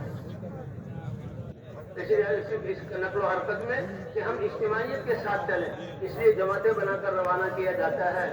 یہ کام ایسا ہے، ابھی ہم سیکھنے کے درجے میں کر رہے ہیں، دعوت حق کو لے کر اٹھے ہیں تو نکلنے والوں کی بھی تربیت ہوتی ہے، اور جن جن علاقوں میں چلا جاتا ہے ان کی قربانیوں سے اور ان کے اعمال اور دعوت سے اللہ علاقوں کو بدل رہے ہیں۔ آج پوری امت مسلمہ کو اللہ نے جوڑ دیا۔ حضور صلی اللہ علیہ وسلم فرماتے تھے کہ تم پر اطاعت لازمی ہے اور مساجد کو لازم پکڑو اور تم پر طاعت لازمی ہے اور عمومیت کو لازم پکڑو۔ اس لیے اللہ کے راستے میں جانا، ہم نے مسجدوں میں رہنا ہے، مسجد کے کام دعوت کے کام کے لیے باہر نکلیں، ورنہ اس مسجد سے ہمارا باہر جانا نہ ہو۔ اور جو ذمہ دار بنا دیا گیا اس کے اطاعت اور مشورے کے تابع بن کر رہیں اور اپنے آپ کو عام انسان سمجھے۔ کام بڑا ہے، ہم بڑے نہیں ہیں۔ اس سے اچھی آواز اور پیاری آواز، خوبصورت آواز کس کی ہے؟ جو اللہ کی طرف بلائے اور اپنی زندگی کو بھی بنائے اور کہے کہ میں عام مسلمانوں میں سے۔ اس لیے اجتماعیت، جماعتیں بنا کر، ابھی 12 کی جماعتیں، اور اس میں آپس میں سیکھنے سکھانے کا موقع مل رہا ہے۔ پھر جو ہے لشکر کے لشکر نکلیں گے، اس کے مرکزوں میں ہزاروں کے قریب جمع ہو جاتے ہیں، اجتماعات میں لاکھوں کے قریب۔ اب اس میدان میں لاکھوں کا اجتماع ہے، سب اللہ کے لیے جمع ہے۔ اللہ کتنی رحمت سے نظر دیکھ رہے ہیں، اللہ ہمارے اس جمع ہونے کو قبول فرما لے۔ اور سیکھنے کے لیے نکلے ہیں تو دو ساتھیوں کی جوڑی بنا دی جائے۔ اللہ کے رسول صلی اللہ علیہ وسلم ساتھیوں کی جوڑی بناتے تھے، 2 3 کی، تاکہ سیکھنا سکھانا دعوت یہ رہے۔ اس لیے کہتے ہیں کسی بس میں اگر سارے تبلیغی ساتھی ہیں، سب جہاں اللہ کے راستے میں نکلے ہوئے، تو وہ بھی ایک دوسرے کو دعوت دیں، قربانیوں میں بڑھنے کی، صفات میں بڑھنے کی، وقت کو بڑھانے کی، جی ہاں، اور ہم اعمال کا اہتمام کرنے کی۔ یہ دعوت تو ہمارا جزو جان ہے، ہماری غذا ہے، دعوت تو ہماری تربیت کرنے والی ہے، اور وہی خدمت بھی ہے۔ حضور صلی اللہ علیہ وسلم بھی صحابہ کی تشکیل کرتے تو خدمتیں متعین کرتے، اور اپنے لیے بھی خدمت۔ وَأَنَا أَجْمَعُ لَكُمُ الْحَطَبَ، میں اللہ کا رسول، تمہارا سردار، میں تمہارے لیے صحرا کے جنگل سے لکڑی اور ایندھن جمع کروں گا۔ ایک بہت بڑے عالم محدث وہ کہنے لگے کہ دیکھو حضور لکڑیاں چننا یہ اپنے لیے لے رہے ہیں، کیوں کہ نکلتے 9، 8، 8:30، 9، جو آج کل کا یہ وقت ہے، یہ وقت ہو جائے گا، سورج اوپر ہوگا، ریت گرم ہونا شروع ہو جائے گی، اور صحرا میں کوئی ایندھن نہیں ملتا، وہ تو کہیں چھوٹے چھوٹے پودے ہوتے ہیں، تو اس ریت میں، اس گرمی میں چلنا، وہ تو گرمی اتنی سخت کہ جو ہے وہ جو اونٹوں کے بچے ہوتے ہیں ان کے تلوے جلنے لگتے ہیں، وہ بھی بھاگ کر سایوں کی طرف اور چٹانوں کی طرف آتے ہیں۔ تو سب سے مشکل کام حضور صلی اللہ علیہ وسلم اپنے لیے متعین کرتے تھے۔ 2 ساتھی خدمت کے لیے متعین ہو جائیں، اور بھائی اللہ کے راستے میں جانا ہے تو راستے کا خرچہ، کرایہ، ایک طرف کا کھانا، یہ 2 یا 3 ساتھیوں کے پاس جمع کر دیں، اور 2 ساتھیوں کو مکلف بنا دیں کہ بس والوں سے بات کرنی ہے یا ٹکٹ لینا ہے تو وہی کریں، اور جماعت کے 2 ساتھی بن جائیں، اور 2 ساتھی ہو کر پھر ہم جو ہے بس اسٹاپ تک یا اسٹیشن تک پیدل چلیں اور سیکھتے سکھاتے ہوئے چلیں، نظروں کی حفاظت کرتے ہوئے چلیں۔ اور وہ سیکھنے سکھانے میں یہ 6 صفات سیکھنی ہے، یہ پورا دین نہیں ہے، لیکن ہر عمل میں کوئی عمل ان صفات کے بغیر پورا عمل نہیں ہے۔ ایمان کے بغیر تو عمل بنتا نہیں۔ من عمل صالحا وهو مؤمن، اللہ کو جو مانتا ہے اس کی نیکی ہے، اور اللہ کو نہ مان کر جو بات اچھے کام کر رہے ہیں، اللہ دنیا ہی میں اسی طرح ان کا بدلہ دے دیں گے، آخرت میں ان کا کوئی اجر نہیں۔ اور مسلمان کی تھوڑی سی نیکی کو بھی اللہ بڑا چڑھا کر اس کا اجر دیں گے۔ تو بھئی ایمان، اللہ کی ذات پر یقین، اور پھر حضرت محمد صلی اللہ علیہ وسلم کی سنت کے مطابق عمل کرنے میں کامیابی کا یقین کہ حضور صلی اللہ علیہ وسلم کی سنت سے اس عمل میں برکت آئے گی، اور پھر فضائل کے شوق کے ساتھ، جاندار عمل ہو، فضائل کے شوق کے ساتھ ہم عمل کریں۔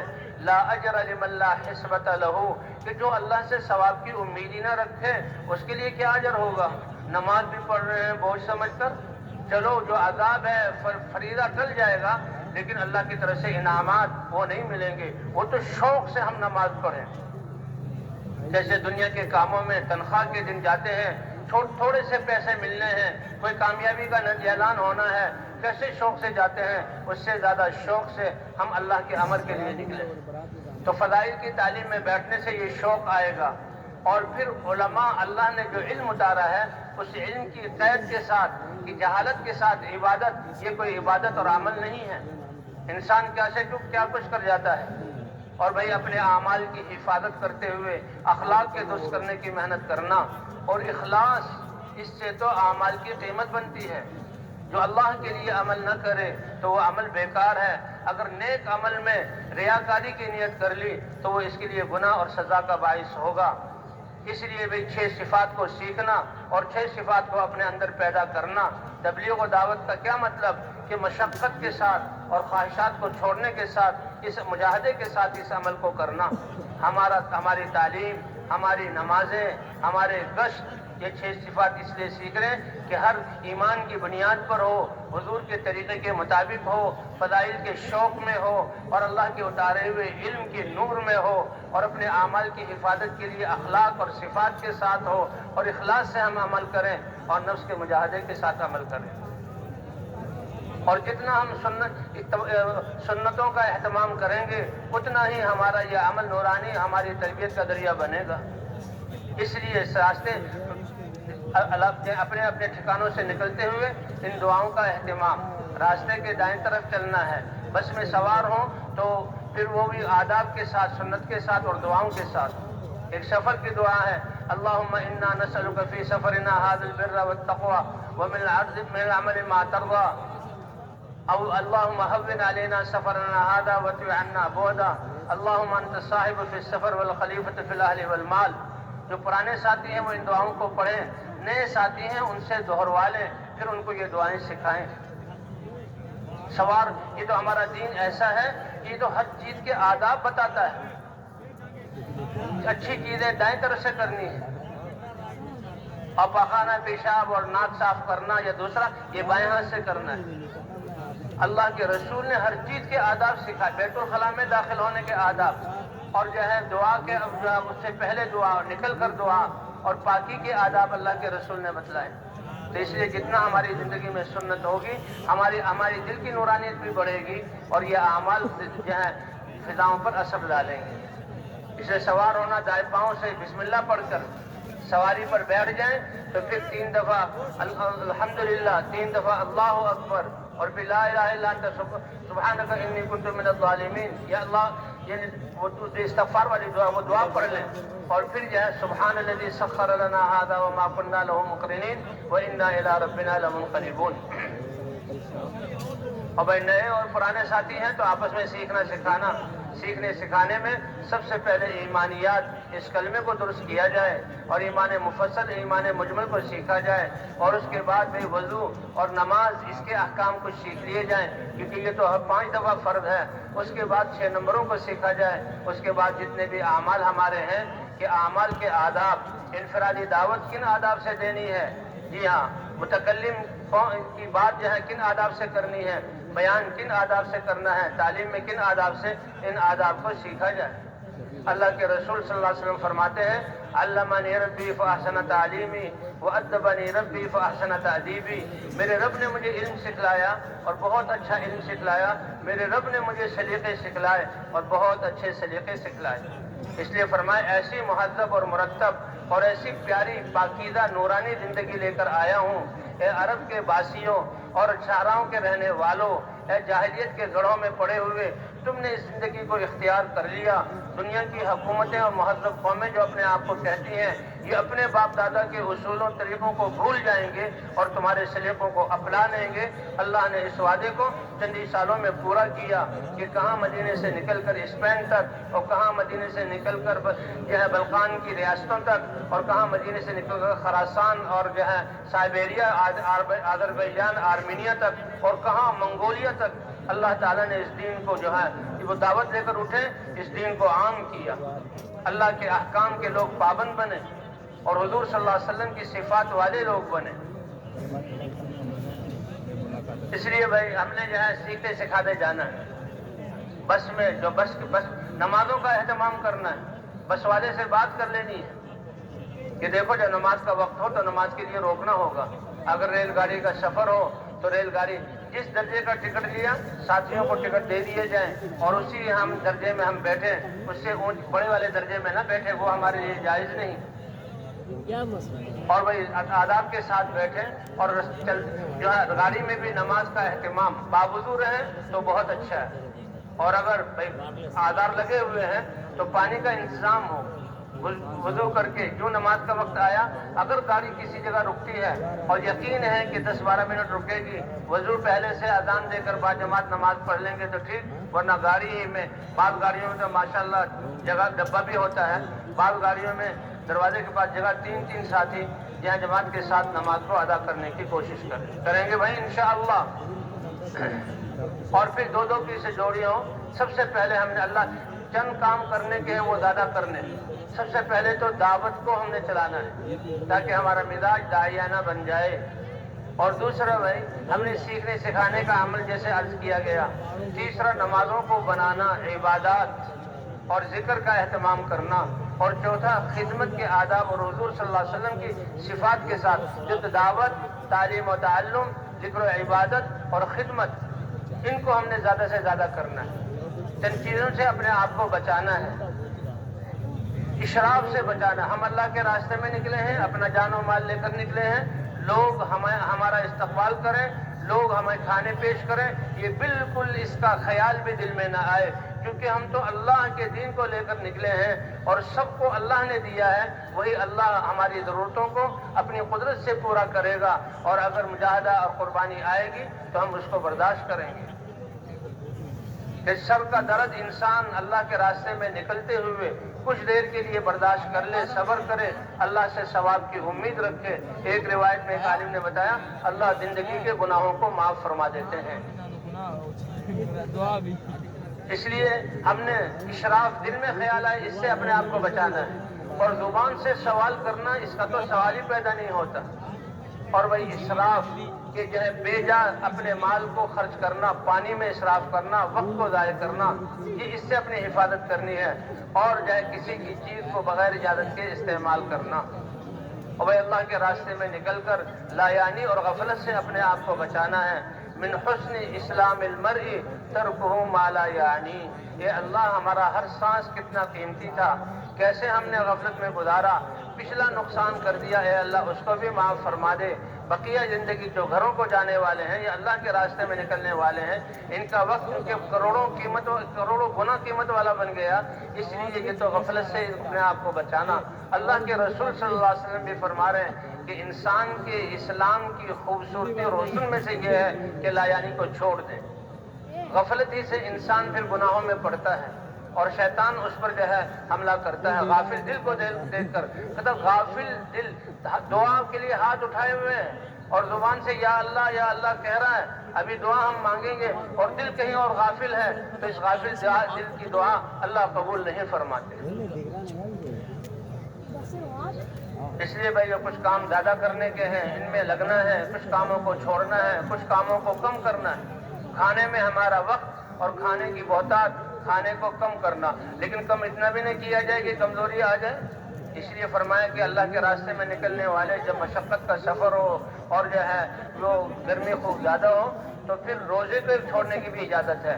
بلکہ جن نے روزہ رکھا اور وہ کوئی کام نہ کر سکے اور جو نے روزہ نہ رکھا انہوں نے ان کی خدمت کی تو حضور صلی اللہ علیہ وسلم نے فرمایا آج تو یہ جو افطار کرنے والے ہیں یہ روزہ رکھنے والوں کے اجر کو بھی لے گئے. اس لیے بھائی کھانا کم، تھوڑا سا کم کریں. سونا کم، یا سونے کا بھی نظام ہے. اس لیے کہتے ہیں ہم تو سارا دن محنت میں لگے، عشاء سے پہلے سو مت. یہ حدیث کا حکم ہے تاکہ عشاء کی نماز وقت مستحب سے نہ نکل جائے اور کبھی فوت نہ ہو جائے.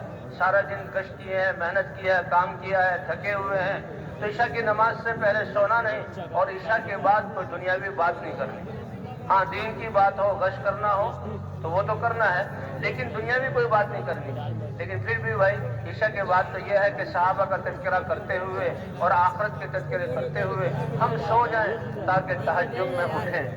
وَجَعَلْنَا نَوْمَكُمْ سُبَاتًا وَجَعَلْنَا اللَّيْلَ لِبَاسًا وَجَعَلْنَا النَّهَارَ مَعَاشًا۔ نیند اللہ نے بنائی ہے اور تمہارے آرام کے لیے بنائی ہے۔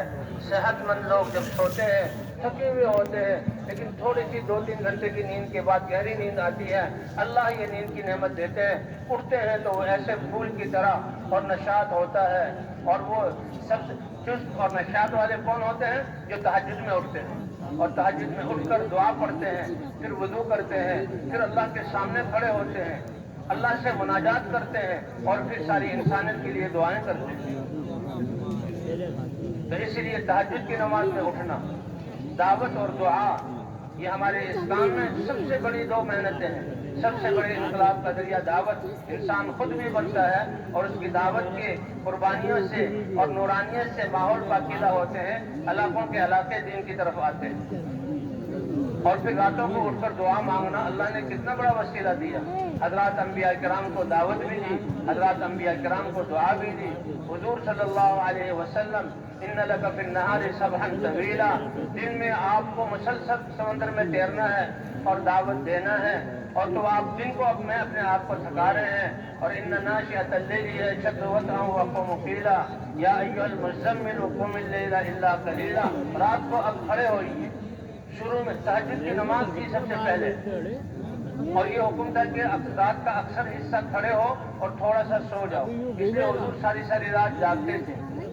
وَإِذَا فَرَغْتَ فَانْصَبْ، جب آپ لوگوں کی ذمہ داری اور دعوت کی ذمہ داری سے فارغ ہو گئے تو اب رات کو اللہ کے سامنے کھڑے ہو کر اپنے آپ کو تھکائیے، کیونکہ اللہ کے دربار میں حاضری ہے۔ تو اس لیے میں تہجد کا بھی اہتمام تو دعوت اور دعا 2 چیزیں اللہ نے عطا فرمائی۔ اس طرح ہم جماعتوں میں نکلے، جہاں جماعتوں کی تشکیل ہے تو ساتھیوں کو وہاں کے حالات پہلے بتا دیے جائیں تاکہ یہیں سے فکر اور دعا۔ اب وہاں کے حالات معلوم کرنے کا کیا مطلب کہ وہاں کے لوگ دین پر چلنے میں، دین کی دعوت دینے میں، مطلب اور مسجدوں میں آنے میں کس سطح پر ہیں، تاکہ ہم دعا بھی کریں، فکر بھی کریں اور پھر ہر مسلمان کو دین میں آگے بڑھائیں۔ جو غفلت میں پڑے ہوئے ہیں ان کو مسجدوں کی طرف لائیں، جو مسجدوں میں آنے والے ہیں ان کو تعلیم میں بیٹھنے والا بنائیں، تعلیم میں بیٹھنے والے ہیں ان کو اللہ کے راستے میں نکالیں۔ اور پوری انسانیت کو، مسلمانوں کو یہ بتانا ہے، ان کی ذمہ داری کا احساس۔ نکلنے کا مقصد کیا ہے کہ ہر نکلنے والے کی زندگی پاکیزہ بن جائے اور جہاں جہاں جا رہے ہر مسلمان کی زندگی پاکیزہ بن جائے، جی ہاں، اللہ کے احکام والی بن جائے اور دین کو پھیلانے کی ذمہ داری کا احساس ہو جائے۔ اللہ کے راستے میں نکلیں گے تو پھر یہ دین پر چلنے کی استعداد پیدا ہو جائے۔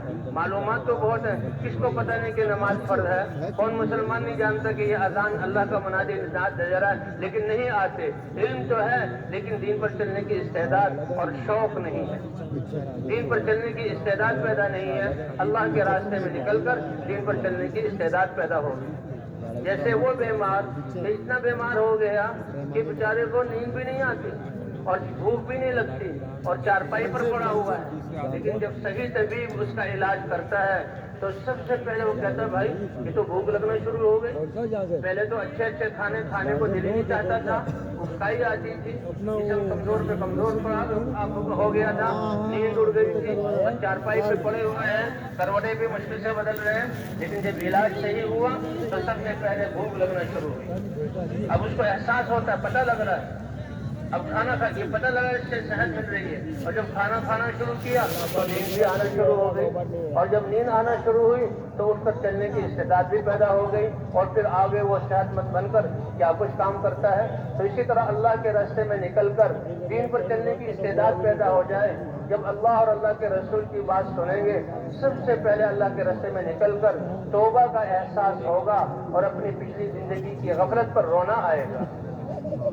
یہ توبہ تو بہت بڑی چیز ہے، توبہ پچھلی خطاؤں سے معافی مانگنا گنا تو سب سے پہلے توبہ کا، اور پھر عبادات پر مسلمان آئے گا اور پھر دین کی محنت کرنے والا بنے گا، نکلنے کا اور لوگوں کو نکالنے کا مقصد ہی یہی ہے کہ دین پر چلنے کی استعداد پیدا ہو جائے اور دین پر چل کر انسان کی زندگی پاکیزہ بن جائے اور پوری دنیا میں دین کو پھیلانے کا احساس، ذمہ داری کا احساس۔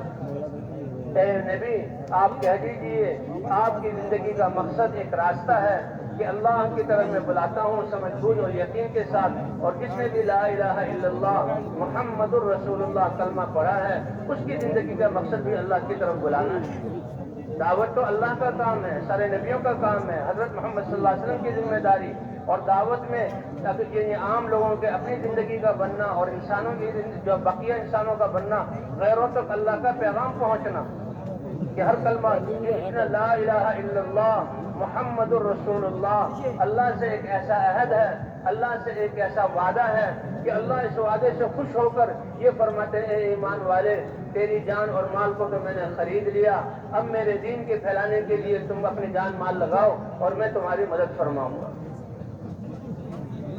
اس لیے بھائی ان اعمال کے ساتھ ہم نے جب بستی آئے تو بستی سے پہلے رک جائے، سارے ساتھیوں کو جمع کر لیں اور جمع کر کے نیت کی تجدید کراتے رہے کہ اللہ کے راستے میں نکلنا کس لیے، ہاں یہ مقصد ہمارے سامنے رہے، پورا عالم اور قیامت تک آنے والی نسلیں اس کی نیت ہوگی تو اسی کے مطابق ہماری تربیت بھی ہوگی اور ہمارے اعمال کا اثر پورے عالم پر پڑے گا۔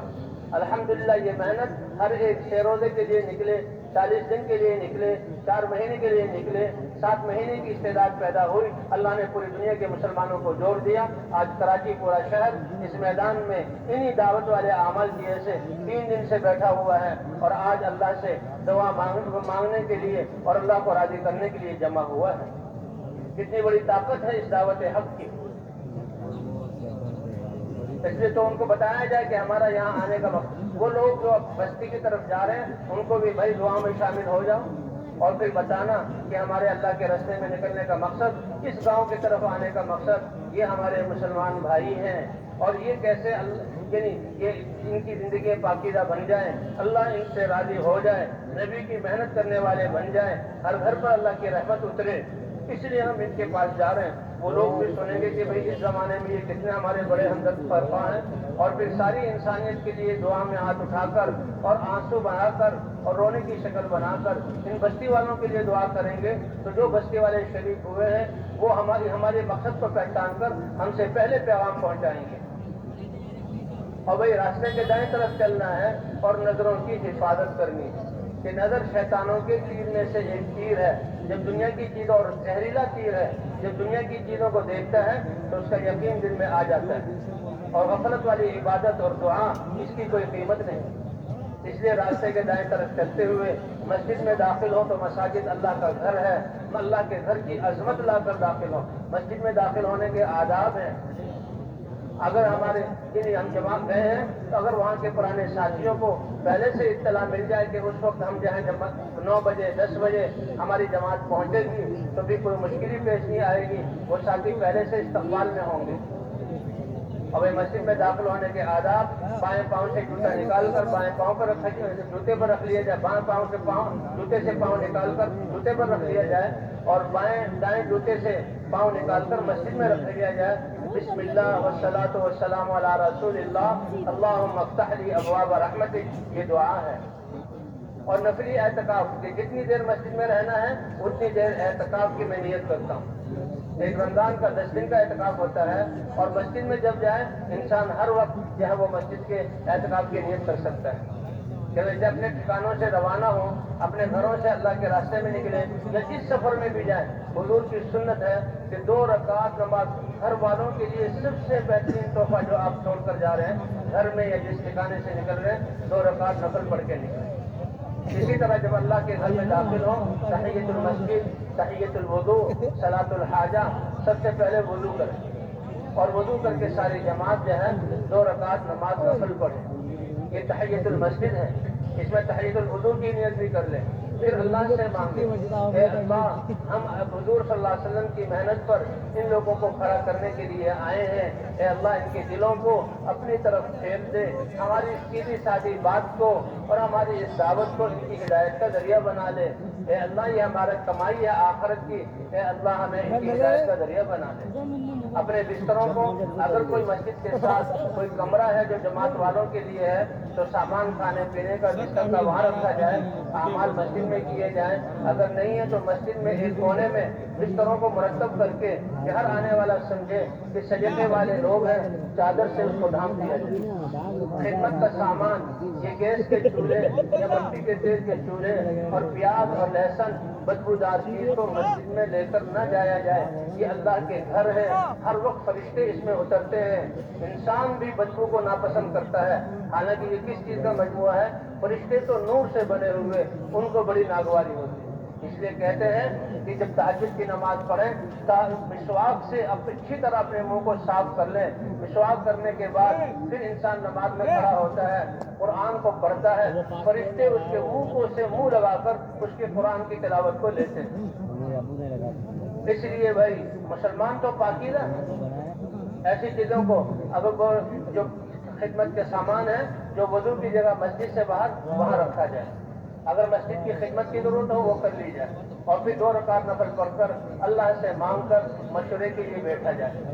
جہاں اللہ نے عالم کے جہاں انقلاب کے لیے یہ حضور والی محنت دی، حضور عالمی نبی ہیں، آپ کا دین عالمی دین ہے، آپ کی کتاب عالمی کتاب ہے، آپ کی محنت عالمی، اسی لیے مولانا الیاس صاحب رحمۃ اللہ علیہ نے 3 دن کے لیے نکالا، اس کو پورے عالم کے لیے، پورے عالم میں تم جاؤ گے، عالم کی نیت کرو۔ اس وقت تصور بھی نہیں تھا، نہ کوئی عقل مان سکتی تھی، لیکن اللہ نے دکھایا، صرف اس نکلنے کی برکت سے پوری دنیا کے مسلمانوں کو آج اللہ نے جوڑ دیا، افریقہ کے جنگلوں میں اور یورپ کے برفانی تودوں میں اور سب جو ہے صحراؤں میں اور جو ہے شہروں میں بستیوں میں ہر جگہ جزیروں میں اور جو ہے آبادیوں میں اللہ کی محنت، اللہ کے دین کی محنت پہنچ چکی اور مسلمان متحرک ہو چکا۔ کتنی بڑی طاقت والا عمل ہے، اس لیے پورے عالم کی نیت ہے۔ تو بہرحال تو اللہ نے یہ محنت دی عالمی، اس کے لیے ہماری تربیت ہو اور ہم صحیح کام کو صحیح کرتے نے مشورہ دیا ہے۔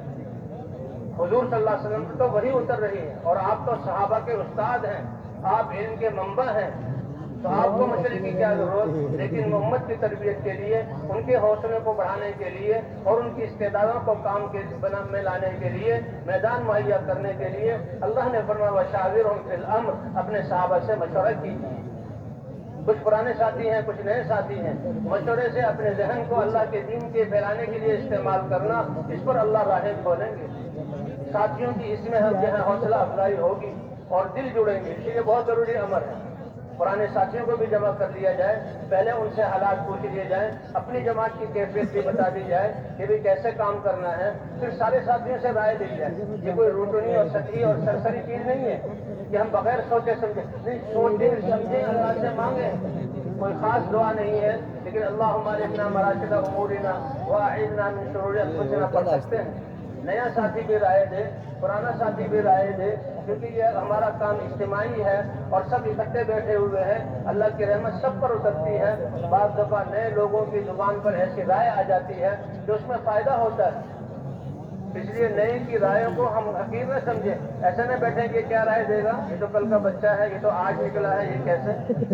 علماء فرماتے ہیں حضور صلی اللہ علیہ وسلم جب غزوہ بدر کے موقع پر میدان میں پہنچے، حضور نے میدان والی زمین کو اختیار کیا، تو خباب ابن منذر، ان کا نام یہ صحابی ہے اور کہیں زیادہ نام نہیں آتا، اس جگہ نام آتا ہے، انہوں نے پوچھا ہے اللہ کے رسول، آپ کا یہاں قیام کرنا، صحابہ کو ٹھہرانا، یہ وحی ہے یا آپ کا آخری فیصلہ ہے؟ پھر تو بولنے کی گنجائش نہیں، لیکن اگر یہ آپ کی رائے تھی تو میں یہ رائے دیتا ہوں کہ اس جگہ کو چھوڑ کر وہ دوسری جگہ آ جائے۔ اللہ کے رسول نے امت کو بتلانا تھا تو اللہ کے رسول نے عام صحابی کی رائے کو قبول کیا اور اس میں اتنی خیر ہوئی کہ اللہ نے پہلی مدد مسلمانوں کی بارشوں کے ساتھ کی، تو بارش جو برسی تو جو چکنی مٹی تھی وہ تو کیچڑ بن گئی اور ریت جم گیا، صحابہ کی پیاس بھی دور ہو گئی اور ریت پر چلنا بھی آسان ہو گیا. تو امت کو بتلایا گیا کہ دیکھو دین کے لیے مشورے کی جماعت جو بیٹھی ہوئی ہے کسی کی رائے کو ہلکا نہ سمجھنا, اس لیے کسی کی رائے کی تحقیر نہیں کرنی, کسی کی رائے کو کاٹنا نہیں ہے. وقت ہو تو پھر سب سے رائے لی جائے اور رائے لینے کے بعد پھر پوری جماعت کو پھیلا دیا جائے گشت کے لیے. 2 ساتھی خدمت کے لیے ہوں, 2 ساتھی مسجد میں ہوں کہ آنے والوں کو سنبھالیں, اور باقی 2 کی جوڑیاں بن کر سب سے پہلے ہم نے کتنے گھروں میں داخل ہو دروازوں کے ساتھ, بستیوں اور محلوں کے دروازے, وہاں کے جو ہیں دیندار لوگ ہیں, وہاں کے مسجد کے امام ہیں, وہاں کے وہ علماء کرام ہیں جو دین کو پڑھانے میں لگے ہوئے ہیں, اللہ کے رسول کی امانت کو امت تک پہنچا رہے ہیں, ان سے ملا جائے. علماء کی خدمت میں جو ہے دعا کی نیت سے جایا جائے اور ان کو اپنی جماعت کے حالات بتا دیے جائیں اور سیکھنے کی نیت سے جایا جائے. اب وہ ہماری نسلوں کو اللہ کا دین اور اس کا علم دے رہے ہیں تو ان کا ہم پر حق بنتا ہے کہ ان کے لیے, ان کے بچوں کے لیے کوئی ہدیہ لے جائیں, اور جس وقت ملاقات کا وقت ہو ان سے ملاقات کریں. ملاقات ہو تو دعاؤں کے لیے عرض کر دیں, وہ جو مسائل لوگوں کو بتا رہے ہیں ان کو سنیں. ہاں کوئی عالم ہو تو ان کو دعوت بھی دے سکتا ہے. اسی طرح بھائی امام سے بھی ملنے جانا ہے. اسی طرح دنیا کے اعتبار سے جو بڑے ہوں ان سے بھی ملنے جانا ہے. دنیا کے اعتبار سے جو بڑے ہیں کہ اللہ نے ان کو استعداد اور صلاحیت دی ہے, ان کی صلاحیتیں دین پر کیسے لگ جائیں, اس لیے ان کی ذمہ داری بھی ہے. جیسے حضور صلی اللہ علیہ وسلم نے بادشاہوں کو خط لکھا اور کہا اسلم تسلم. بادشاہ ہو, فوجیں ہیں, ملک ہے, لیکن سلامتی ان چیزوں میں نہیں ہے. اگر بغیر دین کے کرو گے ظلم صادر ہوگا اور انسانیت جو ہے وہ ظلم کی چکی میں پسے گی اور اللہ کے نظروں میں گر جاؤ گے, مر جاؤ گے. اگر اسلام لے آؤ تو سلامتی پا جاؤ گے, اور تمہارے اسلام لانے سے جتنے لوگ دین پر لگیں گے ان کا ثواب بھی تمہیں ملے گا, اور اگر روکو گے تو سب کا عذاب تم پر ہوگا. بہرحال ایسے لوگوں کے جو خواص ہیں اللہ نے دنیا ان کو دی ہوئی ہے, منجھے ہوئے ساتھیوں کو بھیجا جائے. ایسے ساتھیوں کو نہ بھیجا جائے جو ان کی دنیا کے نقشوں کو دیکھ کر انہی کی باتوں میں لگ جائے. الحمدللہ دعوت دیتے دیتے ایک ایسا مقام آتا ہے کہ سونا اور ڈھیلا مسلمان کے نزدیک برابر ہو جاتا ہے, کہ جیسے ڈھیلے سے نہیں ہوتا سونے سے بھی نہیں ہوتا. یہ تو مخلوق ہے اور یہی سونا ہلاکت کا ذریعہ بن جاتا ہے. تو بہرحال ایسے ساتھیوں کو بھیجا جائے, ان کو مسجد میں لانے کی کوشش کی جائے.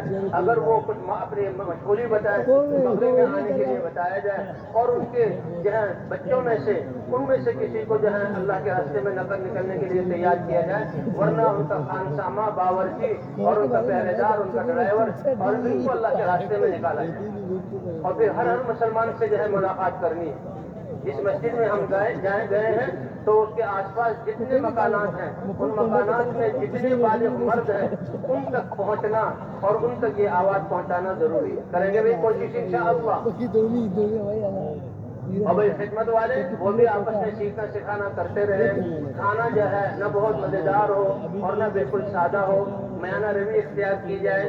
ایک اجتماعی زندگی ہے, کھانوں پر بھی ہم نے خرچ نہیں کرنا. ہم کھانوں کا تعارف کرانے کے لیے نہیں نکلے, ہم تو اللہ کا تعارف, اللہ کی محبت, اللہ کا یقین اپنے دلوں میں بٹھانے کے لیے اور مخلوق کو اللہ کے سامنے جھکانے کے لیے, تو اس کا راستہ دین ہے. پرانے ساتھیوں سے بھی ملا جائے. بہت سے پرانے ساتھی ایسے ہوں گے کہ وہ تو پہلے ہی سے موجود ہوں گے کیونکہ یہ مقامی کام, اور بہت سے ایسے جن کے پاس جانا پڑے گا, اور بہت سے ایسے ہوں گے کہ جن کو ہم نے اپنے کارگزاریاں سنا کر ان کو ترغیب دے کر مسجد میں لانا ہوگا. اس لیے بھائی یہ 2.5-3 گھنٹے کا گشت ہو, اپنے آپ کو تھکانا ہو, کسی بستی والے کو نہ چھوڑیں. جو جماعت جتنا زیادہ اختلاط کرے گی, جتنا گشت کرے گی, اتنا ہی ان کے تھکنے سے جماعتوں کو کی وصولی ہوگی. مسجدیں جو اختیار کرنی ہے علاقے والوں کو بتا دیں کہ ہماری جماعت کی یہ کیفیت ہے, ان سے مسجدوں کے حالات لے لیں کہ مسجدوں میں کیسا کام ہے, پھر اب دونوں جماعتیں مشورہ کر کے پھر وہاں جایا جائے. ہر مسجد میں جانے کا مقصد کیا ہے کہ ہر ایک تک دعوت پہنچ جائے اور نقد جماعتیں اللہ کے راستے میں نکل جائیں اور ساتھیوں کی بھی تربیت ہو جائے. 1 دن میں کام بن جائے تو بہت اچھا, ورنہ 2 دن 3 دن زیادہ سے زیادہ ہیں. کسی مجبوری کی صورت میں 4 دن بھی ٹھہر سکتے ہیں. کوشش یہ کی جائے کہ 2-3 دن کے اندر جماعت کو نکالا جائے. بھائی اگر وہاں مقامی کام ہے تو وہاں پر تو چلے اور 3 چلے کی اور بیرون جماعت کی جو ہے وہ کوشش کی جائے. 6 روزہ تو ان کا اپنا جو ہے وہ مقامی جو ہے کام ہے. ایک جماعت کا تفقد کر رہے تھے، ساتھی سے پوچھا کہ آپ کی مسجد میں کتنے ساتھی ہیں چلے 3 چلے والے؟ کہ جی 600 ساتھی ہیں چلے 3 چلے والے۔ سبحان اللہ۔ اور مقامی کام پر کتنے جڑتے ہیں؟ 20۔ تو کتنے بڑے نقصان کی بات ہے بھائی؟ 600 ساتھی مشورے میں بیٹھے اور وہ سوچیں تو اللہ کیسی راہیں کھولیں گے؟ اگر یہ نئے کو ساتھ نہ لیں 300 جماعتیں روزانہ بن سکتی ہے اور کتنے لوگوں تک پیغام پہنچ سکتا ہے؟ اگر یہی جو ہے بیرونی عمومی گشت کرے تو 10 کی جماعت 60 جماعتیں بن سکتی ہیں۔ تو بھائی کتنے ہم پیچھے ہیں، اور اللہ کے راستے روزے میں کتنے علاقے میں جا کر اس کام کو جو ہے پہنچایا جا سکتا ہے۔ اس لیے پرانے ساتھیوں کو اس کام پر کھڑا کیا جائے۔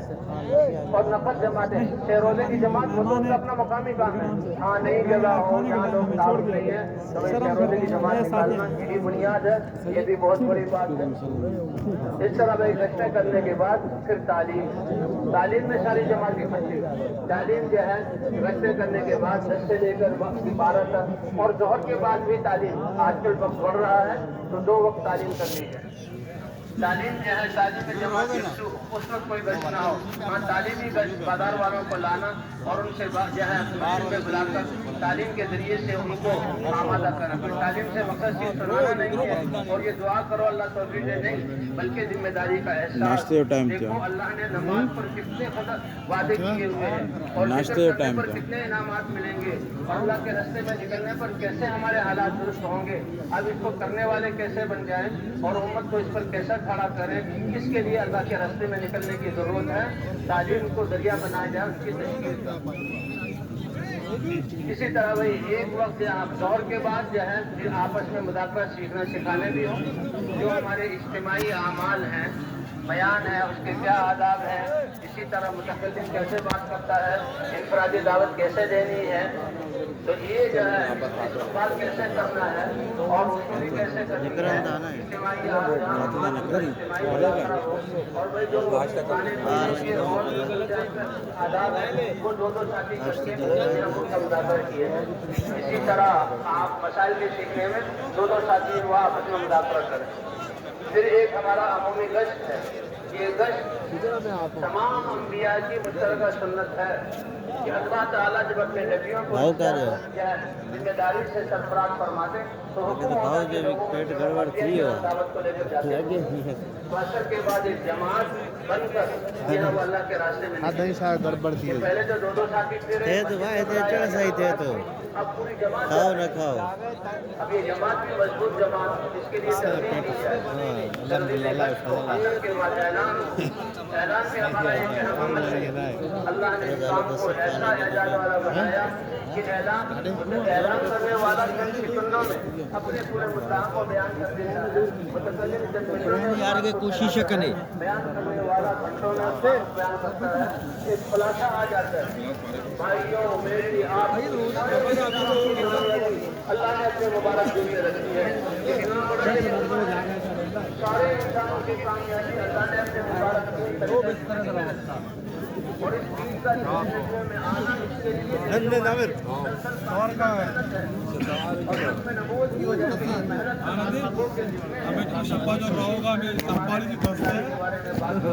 آپ تشکیل رکھیں، اعلان کرنے والا ذرا اعتماد والا ہو، اعلان کرنے والا والا ہے تاکہ آواز پہنچے اور خوب جو ہے اعتماد کے ساتھ اعلان کرے۔ پرانا ساتھی ہو تو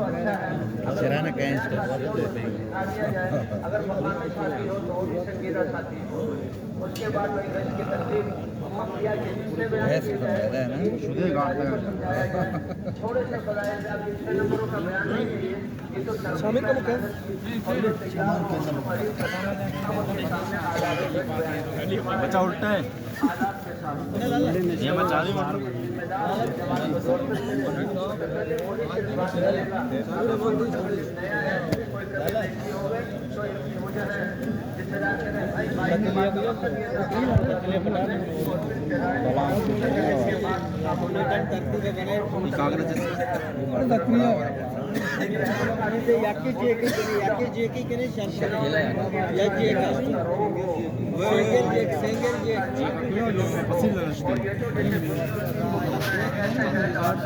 हमें कोशिश करें सिंगल जे का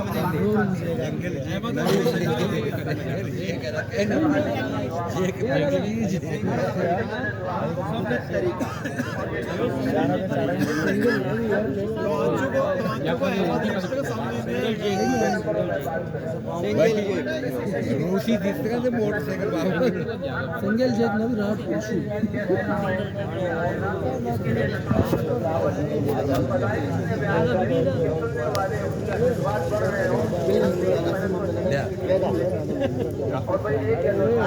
आज छोटू जागा दे छोटू जागा दे कम के और मोबाइल में ले 4 नंबर वाला 5 नंबर और